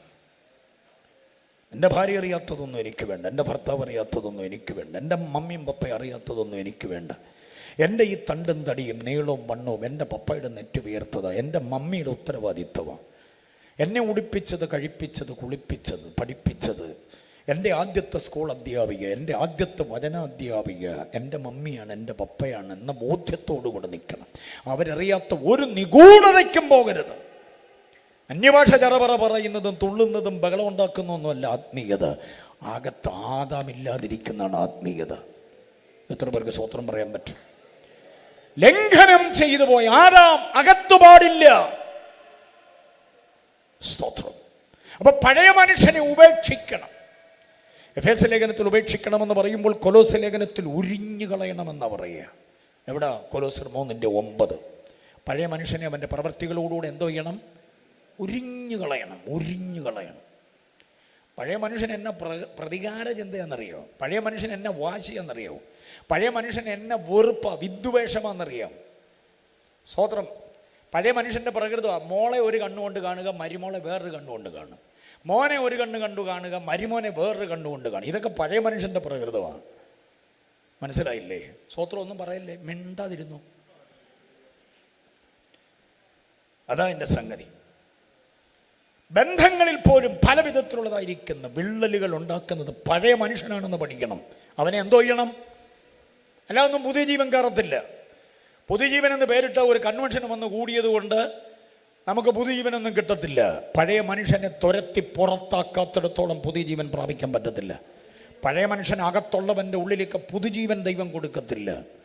പുതുജീവൻ കിട്ടണമെങ്കിൽ പഴയ മനുഷ്യൻ പടി ഇറങ്ങണം. അതാ സംഭവം. അമ്മയെപ്പോലെ തന്നെ അമ്മാവി അമ്മയെ സ്നേഹിക്കുന്നതിന് എന്നാ കുഴപ്പം? അമ്മയെ വിട്ട് ഇങ്ങോട്ട് വന്നപ്പോൾ ഇവിടെ ഒരു അമ്മയെ കിട്ടിയതല്ലേ, ആ അമ്മയെ ചേർത്ത് നിർത്ത്. ആ അമ്മ രോഗിയായി കിടക്കുന്ന മുറിക്കകത്തോട്ട് മരുമോള് കയറുന്നില്ലെങ്കിൽ പിന്നെ ഇവിടെ അന്യഭാഷ പറയുന്നുണ്ട്, എന്നാ ഗുണം? മനസ്സിലാകുന്നുണ്ടോ? ആ അപ്പനെ അവിടെ വിട്ടിട്ട് ഇവിടെ വന്നപ്പോൾ ഇവിടെ ഒരു അപ്പനെ കിട്ടിയില്ലേ? വാർദ്ധക്യത്തിൽ ഒത്തിരിയായ ആ മനുഷ്യനെ കുഴമ്പിട്ടൊന്ന് തടവുന്നത് കൊണ്ട് അപ്പച്ച എന്തോ വേണം, എന്തോ ഇഷ്ടം എന്നൊക്കെ ഒന്ന് ചോദിച്ച് ഇഷ്ടമുള്ളത് ഉണ്ടാക്കി കൊടുക്കുക. അല്ലാതെ എന്നും ഉണ്ടാക്കുന്ന ആ സാധനം തന്നെ കൊണ്ട് കൊടുക്കുക. അത് കഴിച്ച് പുള്ളി മടുത്ത്, ഈ മോളെ ഇതെനിക്ക് വേണ്ടെന്ന് പറഞ്ഞാൽ മഹോദരം ഉണ്ടാവും. അതുകൊണ്ട് ആ പാവം മിണ്ടാതിരിക്കുന്നത്. അപ്പച്ചനോട് ചോദിക്കുക, സ്നേഹം ഉണ്ടെങ്കിൽ ചോദിക്കുക, അപ്പച്ച എന്തോ ഉണ്ടാക്കണം, ഇന്ന് രാവിലെ ബ്രേക്ക്ഫാസ്റ്റ്, നാളെ ബ്രേക്ക്ഫാസ്റ്റിന് എന്തോ വേണമെന്ന് ചോദിക്കുന്നൊരു മരുമോളെയാണ് വേണ്ടത്, ഒരു മോളെയാണ് വേണ്ടത്. ഒരു കാര്യം ഞാൻ പറയാം, അപ്പൻ്റെ അമ്മയുടെ ഒന്നും മരണം തിരുവല്ലയിലെയോ ചങ്ങനാശ്ശേരിയിലെയോ കോട്ടയത്തെയോ കുമ്പനാട്ടെയോ ഏതെങ്കിലും ഒരു ഓൾഡ് ഏജ് ഹോമിലെ അധികൃതർ പറഞ്ഞിട്ട് നിങ്ങൾ അറിയരുത്. അവരുടെ ബലം ക്ഷയിക്കുമ്പോഴും അവരെ നിങ്ങളുടെ കരങ്ങളിൽ സൂക്ഷിക്കാൻ പറ്റണം. അല്ലാത്ത ആത്മീയതയൊന്നും ആത്മീയതയല്ലെന്ന് പഠിച്ചോണം. അകത്ത മനുഷ്യനിൽ ആദം കുടിക്കൊള്ളരുത്. ആദമിനെ എന്തോ ചെയ്യണം? പടിക്ക് പുറത്താക്കണം. അപ്പൊ പുതിയ മനുഷ്യൻ ആരാന്ന് പറ? ഹോയ്സ് പുതിയ മനുഷ്യൻ ക്രിസ്തുവാണ് പുതിയ മനുഷ്യൻ. ഈ ഉരിഞ്ഞു കളയുക എന്നുള്ളതിനകത്ത് ഒരു ചിന്ത കൂടെ പറഞ്ഞിട്ട് പുതിയ മനുഷ്യനെ പരിചയപ്പെടുത്താം. ഇപ്പം ഇന്ന് നമ്മൾ ഉടുത്തോണ്ട് വന്ന എല്ലാം വീട്ടിൽ കൊണ്ടുവന്ന് ഉരിഞ്ഞിട്ട് വേറെ ഉടുത്ത് കുളിയൊക്കെ കഴിഞ്ഞ് വേറെ ഉടുത്തോണ്ട് നടക്കും. നാളത്തെ യോഗത്തിന് വേറെ ഉടുത്തോണ്ട് വരിക. ഓക്കെ, ഈ ഉരിഞ്ഞു കളഞ്ഞത് ഇന്ന് ഉടുത്തോണ്ട് വന്നത് ഇന്ന് വീട്ടിൽ ചെന്ന് ഉരിഞ്ഞു കളഞ്ഞത് കത്തിച്ച് കളയത്തില്ല. പിന്നെ എന്തോ ചെയ്യും? സമയം കിട്ടുമ്പോൾ ഇത് തന്നെ എന്തോ ചെയ്യും? കഴുകും. വേറൊരു മീറ്റിങ്ങിന് നമ്മൾ ഇതിട്ടുകൊണ്ട് വന്നേ പറ്റത്തുള്ളൂ. ഓക്കെ, അങ്ങനെ ഉരിയുന്നതിനെ അല്ല എഫെസ് ലേഖനത്തിലും കൊലോസ്യ ലേഖനത്തിലും പറയുന്നത്. ഉരിഞ്ഞിട്ട് പിന്നെ കഴുകി ഉടുക്കുന്നതല്ല. പിന്നെ അവിടെ ഉരിഞ്ഞു കളയുക എന്ന് പറയുന്നത് പാമ്പ് പടം പൊഴിക്കുന്ന പോലെ, മുറ്റിയ മരം അതിൻ്റെ മരത്തൊലി ഉരിച്ചു മാറ്റുന്ന പോലെ, ചില ജീവികൾ അതിൻ്റെ പുറന്തോട് ഉരിഞ്ഞു മാറ്റും. അത് മാറ്റിക്കഴിഞ്ഞാൽ പിന്നെ അതിനകത്ത് ചെന്ന് കയറത്തില്ല. അത് കണ്ടോ? ആമല്ലൂർ വഴി ഞാൻ പണ്ട് പോയപ്പോൾ ഇവിടെ എൻ്റെ ഒരു ഉടുപ്പ് ഊരിയിട്ടായിരുന്നു, ഇവിടുത്തെ കയ്യാലയിൽ എന്നും പറഞ്ഞൊരു പാമ്പ് തിരിച്ചു വരും ആ ഉടുപ്പണിയാൻ. ആമല്ലൂർ വഴി പിന്നെ ആ ചേരപ്പാമ്പ് വരുമ്പോൾ, മൂർഖം വരുമ്പം എൻ്റെ ഒരു ഉടുപ്പ് ഇവിടെ കിടപ്പുണ്ടായിരുന്നു, കണ്ടായിരുന്നോ ചേച്ചി? അതെടുക്കാൻ വന്നതെന്നും പറഞ്ഞു. ഒരു പാമ്പും പിന്നെ അതുവഴി വന്നിട്ടില്ല. ഉരിഞ്ഞതാണ്, പിന്നെ അതിന് വേണ്ട. പേരമരം കണ്ടിട്ടുണ്ടോ? ഓക്കുമരം കണ്ടിട്ടുണ്ടോ? യൂക്കാലി കണ്ടിട്ടുണ്ടോ? മുറ്റിയ തൊലി പോള പോലെ ഉരിഞ്ഞു മറിയും. അത് പിന്നെ മരം സ്വീകരിക്കത്തില്ല. അതതിൻ്റെ ചുവട്ടിൽ ഉണങ്ങി കരിഞ്ഞു പോകത്തേ ഉള്ളൂ. ഇതുപോലെ ഉപേക്ഷിക്കണം ആദാമിനെ, എങ്കിലേ പുതിയ മനുഷ്യനകത്ത് വരൂ. വെറുപ്പ് പുറത്തു പോകണം, വിദ്വേഷം പുറത്തു പോകണം, വിഭാഗീയത പുറത്തു പോകണം, വിമർശനം പുറത്തു പോകണം, സകലവിധ വെറുപ്പും പുറത്തു പോകണം. അല്ലാത്തതൊന്നും ആത്മീയതയല്ലെന്നായി പറയുന്നേ. ഓക്കെ, അതിനകത്ത് ഇതിനെ പുറത്താക്കിയിട്ട് പുതുമനുഷ്യനെ അകത്താക്കണം. ആ പുതുമനുഷ്യൻ ആരാന്നാ പറഞ്ഞേ? ഒടുക്കത്തെ ആദാം. ഒടുക്കത്തെ ആദാമിൻ്റെ പ്രത്യേകത ഞാൻ പറയാം. 1, 2, 3, 4 എന്നക്കമിട്ട് കുടിച്ചു കൊള്ളണം. ഒടുക്കത്തെ ആദാമിൻ്റെ ഔന്നത്യം എന്താ? നമ്മൾ അകത്താക്കേണ്ട, പുതുജീവന് വേണ്ടി നമ്മൾ അകത്താക്കേണ്ട ഒടുക്കത്തെ ആദാമിൻ്റെ പ്രത്യേകത എന്താ?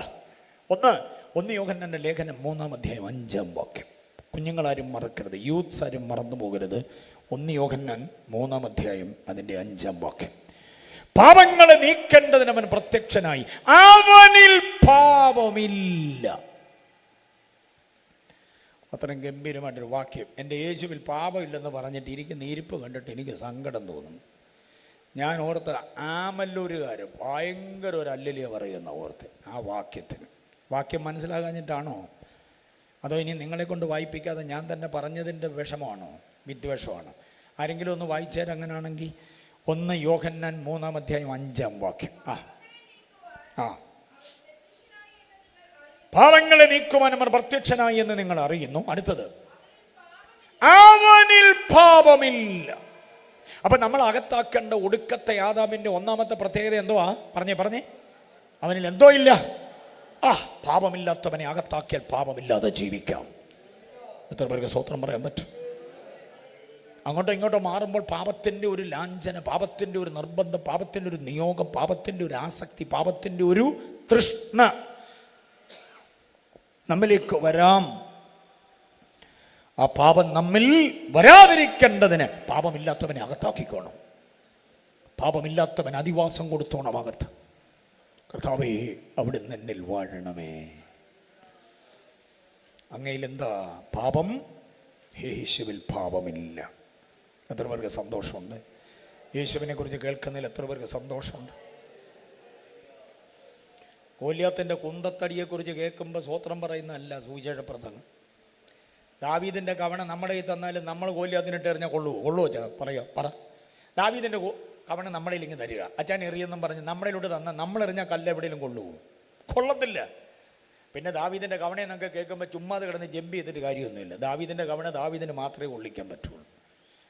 ഇത് ഗോലിയാത്ത്, ദാവീദ്, പിന്നെ ശിംശോൻ്റെ കയ്യിലെ പച്ച താടിയല്ലൊക്കെ കേൾക്കുമ്പോൾ പെന്തക്കോസ്തുകാർക്ക് എന്നാ ഒരു ആവേശമെന്നറിയാം.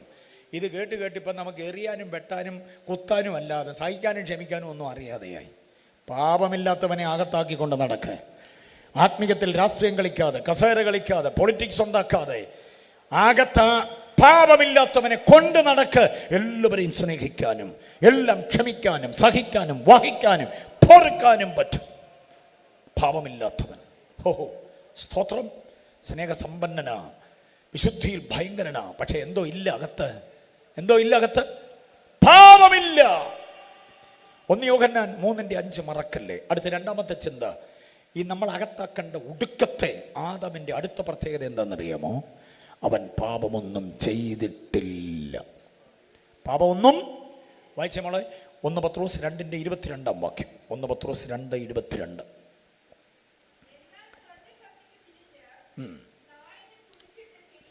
1 പത്രോസ് 2:22 വാക്യം. അവൻ പാപം ചെയ്തിട്ടില്ല. അവൻ്റെ വായിൽ വഞ്ചന ഒന്നും ഉണ്ടായിരുന്നില്ല. അവൻ പാപം ചെയ്തിട്ടില്ല. അപ്പൊ പാപം അവനിലില്ല എന്ന് മാത്രമല്ല, 33 വർഷം പാർത്തലത്തിൽ ജീവിച്ചിട്ടും അവൻ പാപമൊന്നും ചെയ്തിട്ടില്ല. അവനെ അകത്താക്കിക്കോണം, എങ്കിലേ പുതുജീവനിലേക്ക് വരാൻ പറ്റത്തുള്ളൂ. പുതുജീവൻ ഓട്ടോമാറ്റിക്കായിട്ട് ഒരു പ്രൈസ് ആൻഡ് വർഷിപ്പ് നടത്തുന്ന സമയത്ത് ഒരു വേർഷിപ്പ് ലീഡർ നമുക്ക് നൽകുന്ന ആവേശോജ്വലമായിരിക്കുന്ന വാഗ്ദോരണയിൽ പുതുജീവൻ അകത്തോട്ട് കയറത്തില്ല. വിശുദ്ധ ജീവിതം നയിക്കുന്ന ഒരുവൻ, വിശുദ്ധ ജീവിതം നയിക്കാൻ കഴിയണമെങ്കിൽ പാപമില്ലാത്തവനെ അകത്താക്കണം. പാപം ചെയ്യാത്തവനുമായി കൂട്ടുകൂടിക്കോണം. അതാണ് 1 പത്രോസ് 2:22. ഇനി കേൾക്കണോ? മറ്റൊരു വാക്യം തരാം. അവൻ പാപം അറിഞ്ഞിട്ടില്ല. എഴുതിക്കോ, അവൻ പാപം അറിഞ്ഞിട്ടില്ല. 2 കൊരിന്ത്യർ 5:21 വാക്യം. വേഗം വായിച്ച്. 2 കൊരിന്ത്യർ 5:21. ഞാൻ പറയുന്ന വായിക്കണം, വേറെ ഒന്നും വായിക്കരുത്. 2 കൊരിന്ത്യർ 5:21. പാപം അറിയാത്തവനെ നാം അവനിൽ ദൈവത്തിന്റെ നീതി ആകേണ്ടതിന് അവനെ നമുക്ക് വേണ്ടി പാപമാക്കി. 2 കാര്യം അവിടെ ഉള്ളത്. 1, അവൻ പാപം അറിഞ്ഞിട്ടില്ല. 2, അവൻ പാപമാക്കപ്പെട്ടു. അവൻ പാപം ആക്കപ്പെട്ടു. സ്തോത്രം. മറന്നു പോകരുത്. യേശുവിനെ കുറിച്ച്, ഒടുക്കത്തെ ആദാമിനെ കുറിച്ച് 4 ചിന്തകൾ ഞാൻ പറഞ്ഞു. മറന്നു പോകരുത് ഈ 4 ചിന്ത. 1, അവനിൽ പാപമില്ല. 2, അവൻ പാപമൊന്നും ചെയ്തിട്ടില്ല. 3, അവൻ പാപം അറിഞ്ഞിട്ടില്ല. 4, അവനെ പാപമാക്കുകയായിരുന്നു. യേശുവിനെ ഒറ്റിക്കൊടുത്ത് 30 വെള്ളിക്കാശ് സമ്പാദിച്ച യൂദായുടെ ഒരു സാക്ഷിയുണ്ട്. യൂദായുടെ സുവിശേഷം. ഞാൻ അതിന് പേരിട്ടിരിക്കുന്ന യൂദായുടെ സുവിശേഷം എന്ന്. പുള്ളി പുസ്തകമൊന്നും എഴുതിയില്ലെങ്കിലും ഒറ്റ വാചകം കൊണ്ടൊരു സുവിശേഷം പറഞ്ഞിട്ടാണ് പോയേ. ആ സുവിശേഷം ഏതാണെന്നറിയാമോ? മത്തായി 27:4 വാക്യമാണ്. വേഗം വായിച്ച്. മത്തായി 27:4. ഒടുക്കത്തെ ആദാമിൻ്റെ ഒരു വിശേഷത തന്നെ ഒറ്റിക്കൊടുത്ത യൂദാ സാക്ഷിക്കുന്നുണ്ട്. മത്തായി 27:4 വാക്യം. മത്തായി 27:4 യൂദായുടെ സുവിശേഷമെന്ന് നാമകരണം ചെയ്യാൻ പറ്റുന്നൊരു വാക്യമാണ്. വായിച്ചേ. ഞാൻ കുറ്റമില്ലാത്ത രക്തത്തെ കാണിച്ചു കൊടുത്തു. ഞാൻ കുറ്റമില്ലാത്ത രക്തത്തെ കാണിച്ചു കൊടുത്തത് കൊണ്ട് എന്തോ ചെയ്തു? പാപം ചെയ്തു. സ്തോത്രം. കുറ്റമില്ലാത്തവനാ യേശു. അപ്പൊ നമ്മൾ അകത്താക്കേണ്ട ഒടുക്കത്തെ ആദാം എന്തോ ഇല്ലാത്തവനാ? കുറ്റമില്ലാത്തവൻ. അപ്പൊ യേശുവിനെ അകത്താക്കിയാൽ എന്തോ സംഭവിക്കും? കുറ്റമില്ലാതെ ജീവിക്കുക. നമ്മളിൽ കുറ്റമുണ്ടോ? എൻ്റെ കുറ്റം എന്താ? എൻ്റെ കുറ്റം എന്താണെന്ന് ചോദിക്കാവോ? ധൈര്യം ഉണ്ടോ? അങ്ങനെ എത്ര കൊല്ലമായി ഭാര്യയുടെ കൂടെ ജീവിക്കുന്നു? ഭാര്യ വിളിച്ചു നിർത്തി സ്നേഹത്തോടെ വേറെ ആരും കേൾക്കാതെ ചോദിക്കണം, ഒരു ഭർത്താവ് എന്ന നിലയിൽ എൻ്റെ ഭാഗത്ത് വല്ല കുറ്റമുണ്ടോ? അങ്ങനെ ചോദിച്ചിട്ടുണ്ടോ ഇതുവരെ? ചോദിക്കാതെ രക്ഷപ്പെട്ട് ഇങ്ങനെ നിൽക്കുകയാണ്. അങ്ങനെ ചോദിച്ചു പോയ വെള്ളം കുടിക്കാൻ സമയം കിട്ടത്തില്ല. അവരങ്ങനെ പറഞ്ഞുകൊണ്ടേയിരിക്കും. 24 ശ്രീകണ്ഠൻ നായർ സാറൊക്കെ തോറ്റുപോകും. നമ്മുടെ കുറ്റം പറയാൻ ഇവർക്കൊരവസരം കൊടുത്താലുണ്ടല്ലോ, അവരതെല്ലാം സഹിച്ച് സഹിച്ച് സഹിച്ച് പുറത്ത് വഹിച്ച് അകത്ത് വെച്ചുകൊണ്ട് നടക്കുക. പക്ഷെ നമ്മൾ ചോദിക്കണം, നീ പറ എൻ്റെ ഭാഗത്ത് എന്തെങ്കിലും കുറ്റമുണ്ടോ? ഒരു ഉത്തമനായ ഭർത്താവ് എന്ന നിലയിൽ ഞാൻ പ്രവർത്തിക്കുന്നുണ്ടോ? വല്ല കുറ്റവും നിന്നെ സ്നേഹിക്കുന്നതിൽ, ക്ഷമിക്കുന്നതിൽ, നിനക്ക് ഇഷ്ടാനിഷ്ടങ്ങൾ ചെയ്തു തരുന്നതിൽ, നിൻ്റെ കൂടെ ഇരിക്കുന്നതിലൊക്കെ എൻ്റെ ഭാഗത്ത് വല്ല കുറ്റമുണ്ടോ? ഈ പുള്ളി കുടുംബകലം ഉണ്ടാക്കിയേ പോവുള്ളെന്നാണ് തോന്നുന്നതെന്ന് ചിലരെന്നെ ഇങ്ങനെ തുറച്ച് നോക്കുന്നു. അങ്ങനെയൊക്കെ ഒന്ന് ചോദിക്കുന്നത് നല്ലതാണ്. അതിൻ്റെ തിരിച്ച് അങ്ങോട്ട് ചോദിക്കുക പുള്ളിയോട്, ഒരു ഭാര്യ എന്ന നിലയിൽ എൻ്റെ ഭാഗത്ത് വല്ല കുറ്റമുണ്ടോ ഒന്ന് പറ. ഞാൻ ഇനി എവിടെ ക്രമീകരിക്കപ്പെടേണ്ടത്? മക്കളുമാർ പപ്പയോടും മമ്മിയോടും ചോദിക്കണം, പപ്പയുടെ ഒരു മോൻ എന്ന നിലയിൽ എൻ്റെ ഭാഗത്ത് എന്തെങ്കിലും കുറ്റമുണ്ടോ പപ്പ? ചോദിക്കാവോ? ഇന്ന് തന്നെ രാത്രി ചെന്ന് ചോദിക്കും. പപ്പ പറഞ്ഞേ, ഞാനൊരു തല്ലിപ്പൊളി ചെറുക്കനാണോ? ഞാൻ ഒരു അനുസരണം കെട്ടവനാണോ? പപ്പായുടെ വിഭാവനയിലുള്ള ഒരു മകൻ തന്നെയാണോ ഞാൻ? അതോ പപ്പായ്ക്ക് തെറ്റുപറ്റിപ്പോയോ എന്നെക്കുറിച്ചുള്ള പ്രതീക്ഷകളിൽ? അങ്ങനെയൊക്കെ അങ്ങോട്ടും ഇങ്ങോട്ടും ഒന്ന് ചോദിക്കണം. പാസ്റ്റോട് ചോദിക്കും, പാസ്റ്റേ, താങ്കൾ ലക്ഷ്യം വയ്ക്കുന്നൊരു വിശ്വാസി തന്നെയാണോ ഞാൻ? വിശ്വാസി എന്ന നിലയിൽ എൻ്റെ ഭാഗത്ത് വല്ല കുറ്റമുണ്ടോ? കുറ്റമില്ലാത്ത യേശു നമ്മിൽ ആയാൽ നമ്മൾ എന്തോ ഇല്ലാത്തവരാകും, കുറ്റമില്ലാത്തവരാകും. യൂദായുടെ സുവിശേഷം ഗംഭീരമായി യേശുവിനെ കുറിച്ച് കുറ്റമില്ലാത്ത രക്തത്തെയാണ് ഞാൻ കാണിച്ചു കൊടുത്തത്. ഓക്കെ, ഇനിയും യൂദ യേശുവിനെ ന്യായം വിസ്തരിക്കേണ്ടതിന് പരമാധികാരിയായിരിക്കുന്ന റോമൻ പ്രൊക്കുറേറ്റർ പിലാത്തോസ്, അവൻ്റെ ഭാര്യയുടെ ഒരു സുവിശേഷമുണ്ട്. യേശുവിനെ കുറിച്ചുള്ള അവളുടെ അവബോധം, ഭർത്താവിനേക്കാൾ അവബോധം അവൾക്കുണ്ട് യേശുവിനെക്കുറിച്ച്. കഴിഞ്ഞ രാത്രി ഞാൻ സ്വപ്നം കണ്ടു, യേശുവിനെക്കുറിച്ചുള്ള ദർശനം, ക്രിസ്തു പരിജ്ഞാനം എൻ്റെ അകത്ത് കിട്ടി. അതുകൊണ്ട് പൊന്നുടയോനെ, നിങ്ങൾ എന്ത് ചെയ്യരുത്, ആ നീതിമാന്റെ രക്തത്തിൽ അപ്പോൾ പീലാത്തോസിൻ്റെ ഭാര്യ യേശുവിനെ കുറിച്ച് പറയുന്ന അവൻ നീതിമാൻ. എവിടെ വാക്യം? 19 വാക്യം വായിച്ച്, 27:19. മത്തായി 27:19. മത്തായി 27:19 പീലാത്തോസിൻ്റെ ഭാര്യയുടെ സുവിശേഷമാണ്. പറ.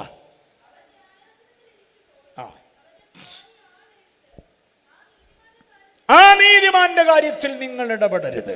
ആ നീതിമാന്റെ കാര്യത്തിൽ. അപ്പോൾ യേശു ആരാ? നമ്മുടെ ഉള്ളിലാക്കേണ്ട യേശു ആരാ? വിഷയം മറന്നു പോകരുത്. പുതുജീവൻ നമ്മിലേക്ക് വരണമെങ്കിൽ പഴയ മനുഷ്യനെ പ്രവൃത്തികളോടുകൂടി പടിക്ക് പുറത്താക്കിയിട്ട് ഈ ക്വാളിറ്റികളുള്ള ഒടുക്കത്തെ ആദാമിനെ എവിടെ ആക്കണം?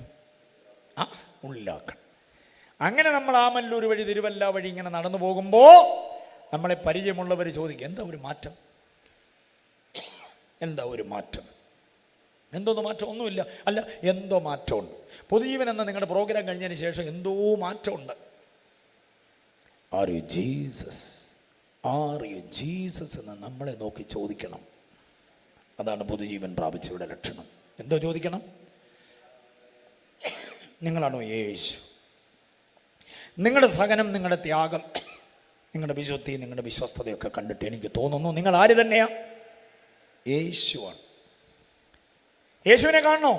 അയ്യോ, പിന്നെ കാണണം. എന്തിയേ? ദേ പോന്നു. ആ പോന്ന അച്ഛനെ കണ്ടോ? അതാ ഞങ്ങളുടെ നാട്ടിലെ യേശു. നമ്മൾ നടന്നു പോകുമ്പോൾ ആരെങ്കിലും നമ്മളെ ചൂണ്ടി അങ്ങനെ പറയാൻ പറ്റുമോ?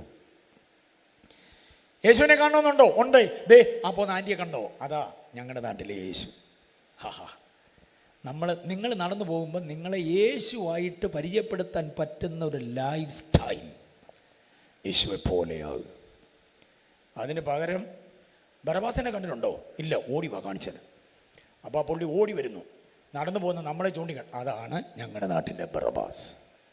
യേശുവിനെ കാണിച്ചു കൊടുക്കേണ്ട നമ്മളെ ആർക്ക് പകരമാകുന്നു? ബറബാസിന് പകരം, ഇസബേലിന് പകരമാകും, അഥല്യയ്ക്ക് പകരമാകും. കണ്ടില്ലേ? അത് വരാൻ പാടില്ല. പകരം യേശുവിനെ കാണിച്ചു കൊടുക്കത്തക്ക നിലയിൽ യേശുവെ പോലെ, യേശുവിനെ അനുഗമിക്കുക, യേശുവിനെ അനുകരിക്കുക, യേശുവിനെ ധരിക്കുക. ഉണ്ടല്ലേ? അനുഗമനം, അനുകരണം, ധരിക്കുക. യേശുവിനെ ധാരണം, ആ 3 പോയിന്റുകൾ കുറിച്ചോണം. ദൈവദാസന്മാരെ കുറിച്ച് നിങ്ങൾ അതിനെ പ്രസംഗമാക്കിക്കൊണ്ട് അതിനെ വിശാലമാക്കാൻ എനിക്ക് നേരമില്ല. ഒന്ന്, യേശുവിനെ അനുകരിക്കുക. യേശുവെ പോലെയാകാൻ അനുകരിക്കണം. യേശു അനുസരിച്ചതുപോലെ അനുസരിക്കണം. യേശു സ്നേഹിച്ചതുപോലെ സ്നേഹിക്കണം. യേശു ക്ഷമിച്ചതുപോലെ ക്ഷമിക്കണം. യേശു ജയിച്ചതുപോലെ ജയിക്കണം. യേശു ഐക്യം സൂക്ഷിച്ച പോലെ സൂക്ഷിക്കണം. ഐക്യം ഉണ്ടോ? എല്ലാം വാക്യമുണ്ട്. പോലെ പോലെ പോലെ പോലെ എന്നൊത്തിരി വാക്യങ്ങളുണ്ട്. അതെല്ലാം കണ്ടെത്തണം. യേശുവെ പോലെ, അതാണ് അനുകരണം. എങ്കിലേ പുതുജീവൻ നമ്മിൽ നിൽക്കുകയുള്ളൂ. 2, യേശുവിനെ അനുഗമിക്കണം. എന്തോ ചെയ്യണം? അനുഗമിക്കണം. അനുഗമിക്കുന്നുണ്ടോ? അനുഗമനം എങ്ങനെയാ? പുതുജീവൻ നിലനിൽക്കുന്ന അനുഗമനം എന്താണെന്നറിയാമോ? ഞാൻ അനുഗമനത്തെക്കുറിച്ച് 3 ചിന്തകൾ പറയാം. മറക്കാതെ കുറിച്ചോണേ. 3 ചിന്തകൾ അനുഗമനവുമായി ബന്ധപ്പെട്ട് പറയാം. വേദവിദ്യാർത്ഥികൾ, ദൈവദാസന്മാർ അതിനെ കുറിച്ചുകൊള്ളണം, പഠിച്ചുകൊള്ളണം, പഠിപ്പിക്കണം. അനുഗമനത്തിൽ ഒന്നാമത് പാദാനുഗമനം. പാത അനുഗമിക്കണം. പാദ സമം വഴി. പാദാനുഗമനം. യേശു നടന്ന വഴിയിലൂടെ നടക്കണം. യേശു നടന്ന വഴി സത്യത്തിൻ്റെതാ, നീതിയുടേതാ, ത്യാഗത്തിൻ്റെതാ, സഹനത്തിൻ്റെതാ, ക്ഷമയുടെ വഴിയാ യേശുവിൻ്റെ വഴി. വെറുപ്പിൻ്റെ, വിദ്വേഷത്തിൻ്റെ, കൊട്ടേഷൻ്റെ വഴിയല്ല യേശുവിൻ്റെ വഴി. 12 ചെറുപ്പക്കാരെ കൂടെ നിർത്തിയത് എതിരെ വരുന്ന പ്രതിസന്ധികളെ നേരിടാൻ കരുത്തരായ ചെറുപ്പക്കാരെ ഉപയോഗിക്കാൻ വേണ്ടിയല്ല, ക്ഷമയുടെ പാഠമാണ്. വാളുറയിലിടുക, അതാ യേശുവിൻ്റെ വഴി. കണ്ടില്ലേ? ഒരുത്തൻ 6000-ലധികം ഭൂതഗണങ്ങളെ ബാധിച്ച് അവിടെ കിടക്കാൻ തുടങ്ങിയിട്ട് കാലമൊത്തിരിയായി. അവനെ മാത്രം തിരക്കി തോണി തുഴയുന്നൊരു വഴിയുണ്ട് യേശുവിന് ഗദരദേശത്തേക്ക്. 2 സഹോദരിമാർ അവരുടെ അത്താണി നഷ്ടപ്പെട്ടു പോയതിന് കരയുന്നൊരു വീടുണ്ട് ബഥാന്യയിൽ. അവിടേക്ക് യേശുവിനൊരു വഴിയുണ്ട്. തന്നെ കാണണമെന്ന് പറഞ്ഞ് ഇലച്ചാർത്തുകളുടെ ഇടയിൽ ഒളിച്ചിരിക്കുന്ന ഒരുവൻ അഭ്യുദയകാംക്ഷിയുണ്ട്. അതിലെ യേശുവിനൊരു വഴിയുണ്ട്. ഡോക്ടർ ലൂക്ക് എത്ര ഭംഗിയായിട്ട് അത് വിവരിക്കുന്നറിയാമോ? യേശു ആ വഴി വരിക, അതാണ് യേശുവിൻ്റെ വഴി, അതാണ് പാദാനുഗമനം. 38 ആണ്ട് കൊളക്കരയിൽ കിടന്നവനെ കുറിച്ച് ആരും യേശുവിനോട് ശുപാർശ ചെയ്യുന്നില്ല. പക്ഷേ യേശുവിന് അതുവഴി ഒരു വഴിയുണ്ട്. ഇതാണ് യേശുവിൻ്റെ വഴി. നമുക്ക് പരിചയമുള്ളവരുടെ വീട് മാത്രം കയറി ഇറങ്ങി നടന്ന് സൂചിച്ചഴ അറിയിക്കുന്ന നല്ല കാര്യം. ഇടവഴികൾ, പെരുവഴികൾ, പട്ടണ പ്രാന്തങ്ങൾ, ഗ്രാമവീഥികൾ, മുക്കവലകൾ, നാൽക്കവലകളിലെല്ലാം നാം പോകണം. യേശുവിൻ്റെ വഴി അതാണ് പാദാനുഗമനം. നമുക്കാകെ അറിയാവുന്നൊരു വഴി വീട്ടിൽ നിന്ന് ചർച്ചിലേക്ക്, ചർച്ചിൽ നിന്ന് വീട്ടിലേക്ക്, പിന്നെ ഷോപ്പിംഗ് മാളിലേക്ക്, പിന്നെ കുഴിമന്തി കടയിലോട്ട്, അൽഫാം, ഇങ്ങനെയൊക്കെയുള്ള ഇടത്തോട്ടുള്ള വഴിയെ നമുക്കറിയത്തുള്ളൂ. പാപിയുടെ കിടപ്പാടം അറിയാമോ? അവൻ്റെ നടപ്പിടം അറിയാമോ? അവൻ്റെ കിടപ്പിടം അറിയാമോ? അവൻ്റെ കോളനി അറിയാമോ? അതുവഴി പോകണം. അതാ യേശുവിൻ്റെ വഴി. അതിനെയാണ് പാദാനുഗമനം എന്ന് പറയുക. അടുത്ത അല്പം കൂടെ കഠിനമാണ്. എന്താണെന്നറിയാമോ? പദാനുഗമനം. പദം ദയയുടെ ദയാണ്. എന്താ പദാനുഗമനം? യേശുവിൻ്റെ വചനത്തെ അനുഗമിക്കുക. യേശുവിൻ്റെ വായിൽ നിന്ന് നിർഗളിച്ച പദപ്രയോഗങ്ങൾക്ക് മൂല്യം കൊടുത്തുകൊണ്ട് അതിനെ അനുഗമിക്കുന്നതാണ് പദാനുഗമനം എന്ന് പറയുക. പദാനുഗമനം മറന്നു പോകരുത്. ഓൺലൈനിൽ ശ്രദ്ധിക്കുന്നവരും കുറിച്ചോണേ. പദാനുഗമനം. 2 പദാനുഗമനം. യേശുവിൻ്റെ ഉപദേശത്തിൽ നിൽക്കുന്നതാണ് പദാനുഗമനം. ഗൗരവമുള്ള കാര്യമാണ്. യേശുവിൻ്റെ വാക്ക്. യേശു തന്നെ പറയുന്നുണ്ട്, നിങ്ങൾ എൻ്റെ ഉപദേശത്തിൽ നിൽക്കുന്നുവെങ്കിൽ നിങ്ങൾ എൻ്റെ ദാസന്മാരാവും. വാസ്തവമായി നിങ്ങൾ എൻ്റെ ശിഷ്യന്മാരാവും. ക്രിസ്തുവിൻ്റെ ഉപദേശത്തിൽ നിലനിൽക്കാതെ അതിർ കടന്നു പോകുന്ന ഒരുത്തനും, ബാക്കി പറ, ദൈവമില്ല. അങ്ങനെ വാക്യമുണ്ട്. ഓക്കെ, അപ്പോൾ അതാണ് പദാനുഗമനം. യേശുവിൻ്റെ വചനത്തിൽ നിൽക്കുക. 3-മത്തേത് കേട്ടോണേ. 3-മത്തേത് അല്പം കൂടെ ഗൗരവമാണ്.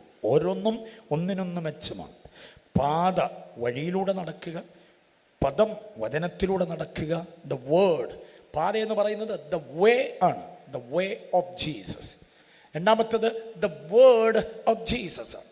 3-മത്തേത് എന്താണെന്നറിയാമോ? ഭാവാനുഗമനം. ഭാവാനുഗമനം എന്ന് പറഞ്ഞാൽ എന്താണെന്നറിയാമോ? The attitude which was in Christ Jesus. ക്രിസ്തുവിൻ്റെ അതേ ഭാവം നിങ്ങളിൽ ഉണ്ടാകണം. ക്രിസ്തുവിൻ്റെ ഭാവം എന്താ? ധാർഷ്ട്യത്തിൻ്റെ ഭാവമല്ല. ക്രിസ്തുവിൻ്റെ ഭാവം സഹനത്തിൻ്റെ, ക്ഷമയുടെ ഭാവമാണ്. ക്രിസ്തുവിൻ്റെ ഭാവമെന്ന് പറയുന്നത് നീതിയുടെ മാത്രമല്ല. നീതിയുടെ ഭാവമുണ്ട്, അപ്പോൾ തന്നെ അതിനകത്ത് കരുണയുടെ ഭാവമുണ്ട്, കൃപയുടെ ഭാവമുണ്ട്. യേശുവിൻ്റെ ഭാവം വ്യക്തമാക്കാനൊരു സംഭവം ഒന്നല്ല, ഒത്തിരി സംഭവങ്ങൾ. കല്ലെറിയാൻ കൊണ്ടു നിർത്തിയിരിക്കുന്ന ഒരു സ്ത്രീയോടുള്ള യേശുവിൻ്റെ ഭാവം എന്തായിരുന്നു? മാറാപ്പിൽ കല്ലും കൊണ്ടുവന്ന് നിൽക്കുന്ന ചേട്ടന്മാരോട് യേശു പറഞ്ഞു, കല്ലെറിയണം. മോശയുടെ ന്യായപ്രമാണത്തിൽ അങ്ങനെ എഴുതിയിട്ടുണ്ടെങ്കിൽ എന്തോ ചെയ്യണം? കല്ലെറിഞ്ഞേ പറ്റുള്ളൂ. പക്ഷെ ഒരു കാര്യം, പാപമില്ലാത്തവൻ ആദ്യത്തെ കല്ലെറിയണം. നിങ്ങളിൽ പാപമില്ലാത്തവൻ എന്തോ ചെയ്യണം? നിലത്ത് ഒരു നിലത്തെഴുത്ത് നടത്തിക്കൊണ്ടിരുന്നു യേശു കുനിഞ്ഞ്. എറിയാൻ അവർക്ക് അവസരം കൊടുത്തുകൊണ്ടൊരു നിലത്തെഴുത്തിൻ്റെ നേരം. അല്പം കഴിഞ്ഞ് നിശ്ചലമായി സംഭവം. നോക്കിയപ്പോൾ തല ഉയർത്തി നോക്കിയപ്പോൾ അവൾ മാത്രം, യേശു മാത്രം. അവളും യേശുവും മാത്രമെന്ന് വളരെ വിദഗ്ധമായി യോഹന്നാൻ എഴുതിയിട്ടുണ്ട്. അവളും യേശുവും തനിയെ ശേഷിച്ചു. എൻ്റെ ഒരു ചോദ്യം, ഞാൻ ഇങ്ങനൊരു ചോദ്യം ചോദിച്ചു എന്ന് വേറെ ആരോടും നിങ്ങൾ പറയരുത്. അഥവാ പറഞ്ഞ് അവരോട് പറയണം, വേറെ ആരോടും പറയരുതെന്ന്.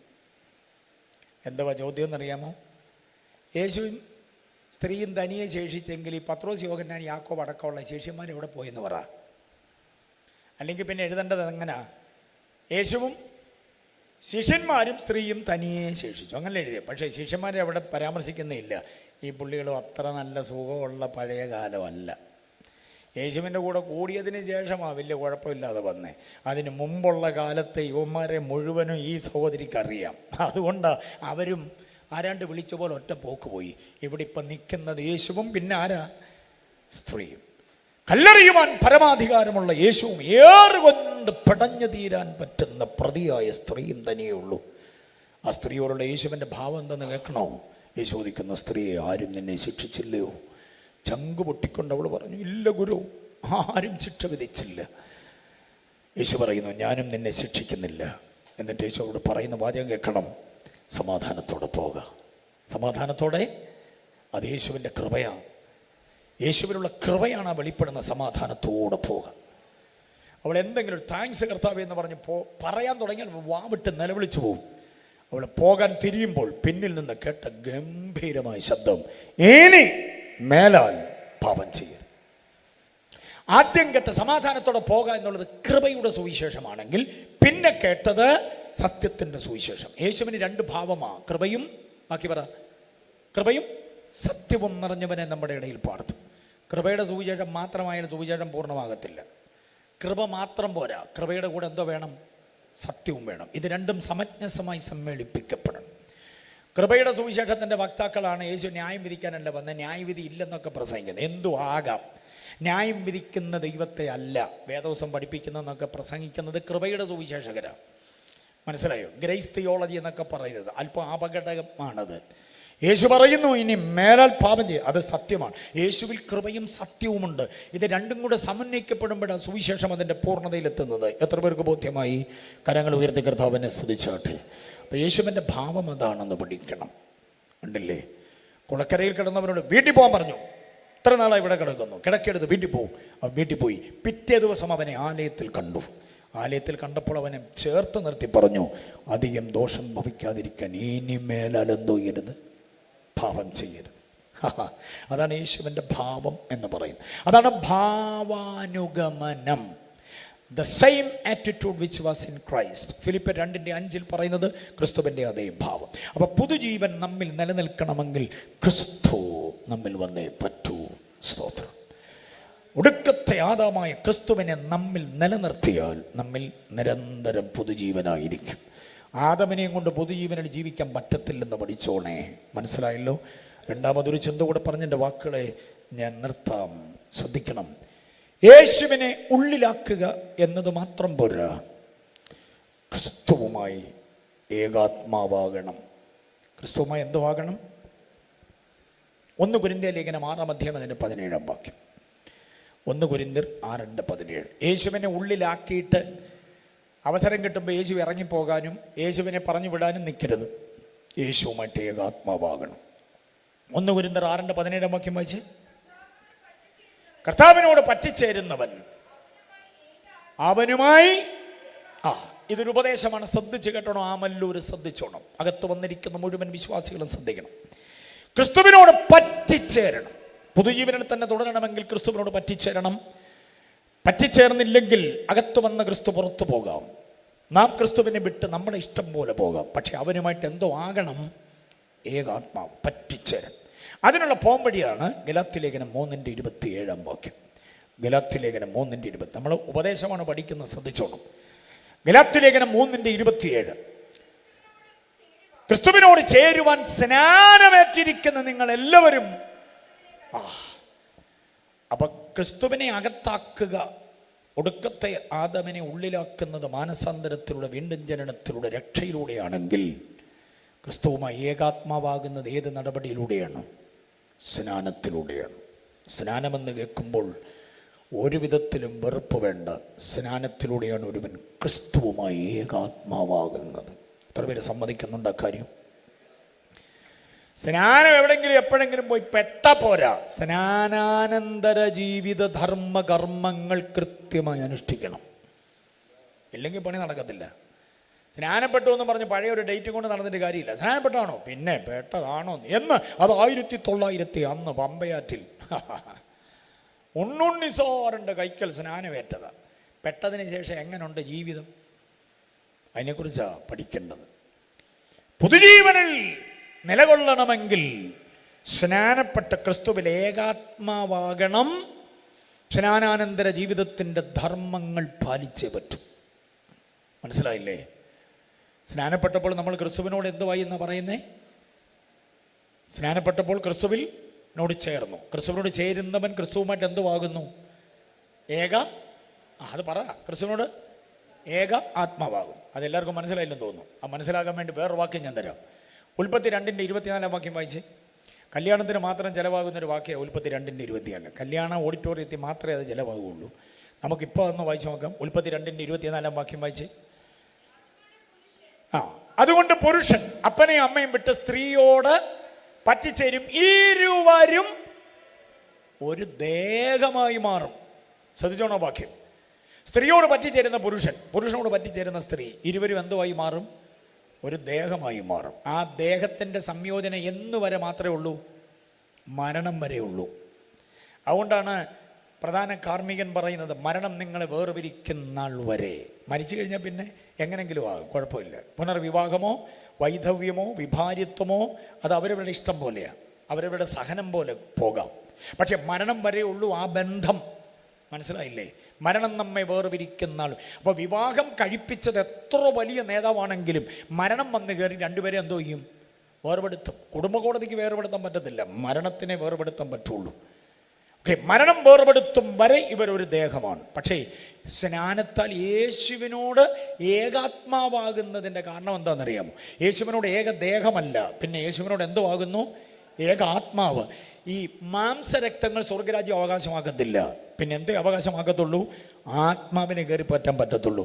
അതുകൊണ്ട് സ്നാനത്താൽ ക്രിസ്തുവിനോട് ഏക ആത്മാവായ ഒരാൾക്ക് മാത്രമേ സ്വർഗത്തിൽ പ്രവേശിക്കാൻ പറ്റത്തുള്ളൂ. മാംസരക്തങ്ങൾ സ്വർഗരാജ്യം അവകാശമാക്കത്തില്ല, ആത്മാവിന് മാത്രമേ പറ്റൂ. അതുകൊണ്ട് സ്നാനപ്പെട്ടവൻ ക്രിസ്തുവുമായി ഏക ആത്മാവാകുന്നത്. ക്രിസ്തു ആത്മാവാണ്, ആ ആത്മാവുമായി നമ്മൾ ഒന്നാകുന്നു. അപ്പം സ്നാനത്തിൻ്റെ ഗൗരവം മനസ്സിലായോ? ഇങ്ങനെ സ്നാനപ്പെട്ട് കർത്താവുമായി ഏകാത്മാവാകണം. സ്നാനപ്പെടാത്ത ഒരു വ്യക്തിയുടെ കല്ലറ തുറക്കത്തില്ല പുനരാഗമനത്തിൻ നാളിൽ. പുനരുദ്ധാനം പ്രാപിക്കണമെങ്കിൽ ക്രിസ്തുവിനോട് ചേരുന്ന സ്നാനം അതിൻ്റെ തനിമയോടെ ചെയ്തെങ്കിലേ പറ്റുള്ളൂ. അല്ലാതെ ആരാണ്ട് കാണിച്ച രീതിയും പ്രകാരം ഒന്നും ചെയ്യരുത്. മരണയടക്ക പുനരുദ്ധാനത്തോട് ഏകീഭവിക്കണം. വെള്ളത്തിലേക്ക് മുക്കുന്നത് മരിച്ച വ്യക്തിയെ അടക്കുന്നതിന് തുല്യമാണ്. മനസ്സിലായോ? അണിവരുടെ പോലും പുറത്ത് കാണാത്ത പരുവത്തിൽ, മുടിനാരയുടെ പോലും പുറത്ത് കാണാത്ത പരുവത്തിൽ വെള്ളത്തിലേക്ക് പിടിച്ചങ്ങോട്ട് മുക്കുന്നത് അടക്കത്തിൻ്റെ രൂപത്തോടെ ഏകീഭവിക്കാൻ, പൊക്കുന്നത് ഉയർപ്പിൻ്റെ രൂപത്തോടെ ഏകീഭവിക്കാനാണ്. അപ്പം അടക്കത്തിൻ്റെ രൂപത്തോടും ഉയർപ്പിൻ്റെ രൂപത്തോടും ഏകീഭവിക്കുന്ന സ്നാനം ക്രിസ്തു കാണിച്ച മാതൃക പ്രകാരം ചെയ്തില്ലെങ്കിൽ തുറന്നു പറയുന്നു, കാഹളനാളിൽ താങ്കളുടെ കല്ലറ തുറക്കത്തില്ല. എന്നു മാത്രമല്ല, സ്നാനപ്പെട്ട ശേഷം ജീവിക്കേണ്ട ഉത്തരവാദിത്വങ്ങളുണ്ട്. അത് കൃത്യതയോടെ നിറവേറ്റാത്തവർക്കും പുനരുദ്ധാനം പ്രാപിക്കത്തില്ല. ദൈവസഭ ശ്രദ്ധിച്ചോണേ ഒരു കാര്യം. സ്നാനവും കർത്തൃമേശയും പുനരുദ്ധാനത്തെ ബാധിക്കുന്ന കാര്യമാണ്. സ്നാനവും പിന്നെന്തുവാ? കർത്തൃമേശയും. 2 വാക്യങ്ങൾ തരാം. റോമാലേഖനം 6:5 വാക്യം വായിച്ച്. റോമർ 6:5. അവൻ്റെ മരണത്തോട് നിങ്ങൾ ഏകീഭവിച്ചവരായെങ്കിൽ അവൻ്റെ പുനരുത്ഥാനത്തിൻ്റെ സാദൃശ്യത്തോടും എന്തോ ചെയ്യും? ഏകീഭവിക്കും. അപ്പം മരണത്തിൻ്റെ സാദൃശ്യത്തോട് ഏകീഭവിച്ചവർ മാത്രമേ എന്തോ ചെയ്യത്തുള്ളൂ? പുനരുദ്ധാനം പ്രാപിക്കത്തുള്ളൂ എന്നാണ് ആ വാക്യം. അപ്പം സ്നാനം പുനരുദ്ധാനത്തെ ബാധിക്കുന്ന കാര്യമാണെന്നായി പറഞ്ഞേ. അതുപോലെ കർത്തൃമേശ, യേശുവിൻ്റെ മാംസവും രക്തവും ഭക്ഷിക്കുന്ന കർത്തൃമേശ എന്ന് പറയുന്ന വിശിഷ്ട ശുശ്രൂഷ, വിശിഷ്ട ഭോജ്യം കഴിക്കുന്നെങ്കിൽ മാത്രമേ ഒടുക്കത്തെ നാളിൽ ഉയർത്തെഴുന്നേൽക്കൂ. യോഹന്നാൻ 6:54 വാക്യം. യോഹന്നാന്റെ സുവിശേഷം 6-ാം അധ്യായം 54 പറയുന്നത്, അങ്ങനെ ചെയ്യുന്നവൻ, അങ്ങനെ ഭക്ഷിക്കുന്നവനെ ഒടുക്കത്തെ നാളിൽ ഞാൻ എന്തോ ചെയ്യും? ഉയർപ്പിക്കും. അപ്പം സ്നാനവും കർത്തൃമേശയും എന്തിനെ ബാധിക്കുന്നതെന്ന് പറ? പുനരുദ്ധാനത്തെ ബാധിക്കുന്ന. പുനരുദ്ധാനം പ്രാപിക്കണോ? സ്നാനപ്പെട്ടേ പറ്റൂ. സ്നാനപ്പെട്ടാൽ മാത്രം പോരാ, സ്നാനാനന്തര ജീവിതം നന്നായി നയിച്ചേ പറ്റൂ. പുനരുദ്ധാനം പ്രാപിക്കണോ? കർത്തൃമേശ നന്നായി ചെയ്തേ പറ്റുള്ളൂ.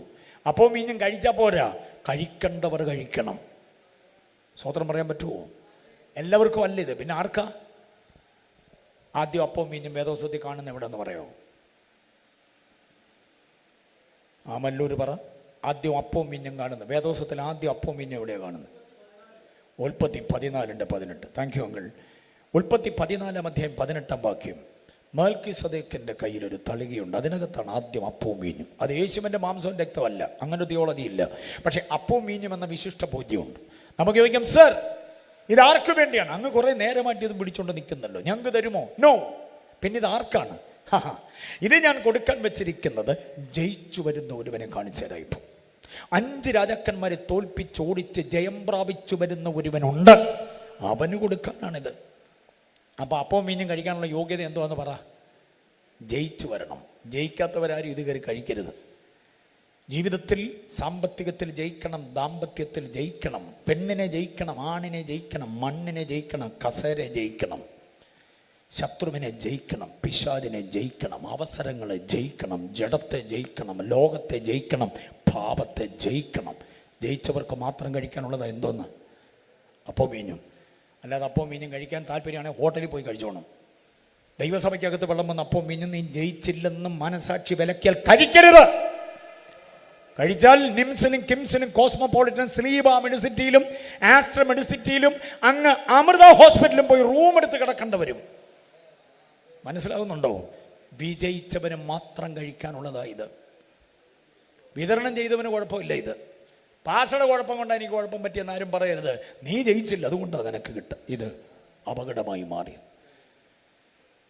പൊതുജീവൻ്റെ 2ാമത്തെ ദിവസത്തെ പ്രോഗ്രാം കഴിഞ്ഞ് ഇന്ന് വൈകിട്ട് ഇവിടെ വന്നവർക്കെല്ലാം ചിക്കൻ ബിരിയാണി ഉണ്ടെന്നിരിക്കട്ടെ. യോഗം കഴിഞ്ഞ് ഇവിടെ തങ്ങി നിൽക്കരുത്. ഞാൻ ഉദാഹരണം പറയാം. ഉണ്ടെന്നിരിക്കട്ടെ. സെക്രട്ടറിയൊക്കെ എന്ത് ചെയ്യും? രക്ഷപ്പെട്ടോ? ഉണ്ട്. ഓക്കെ. അപ്പം ഉണ്ടെന്നിരിക്കട്ടെ ഒരു ഉദാഹരണമാണ്.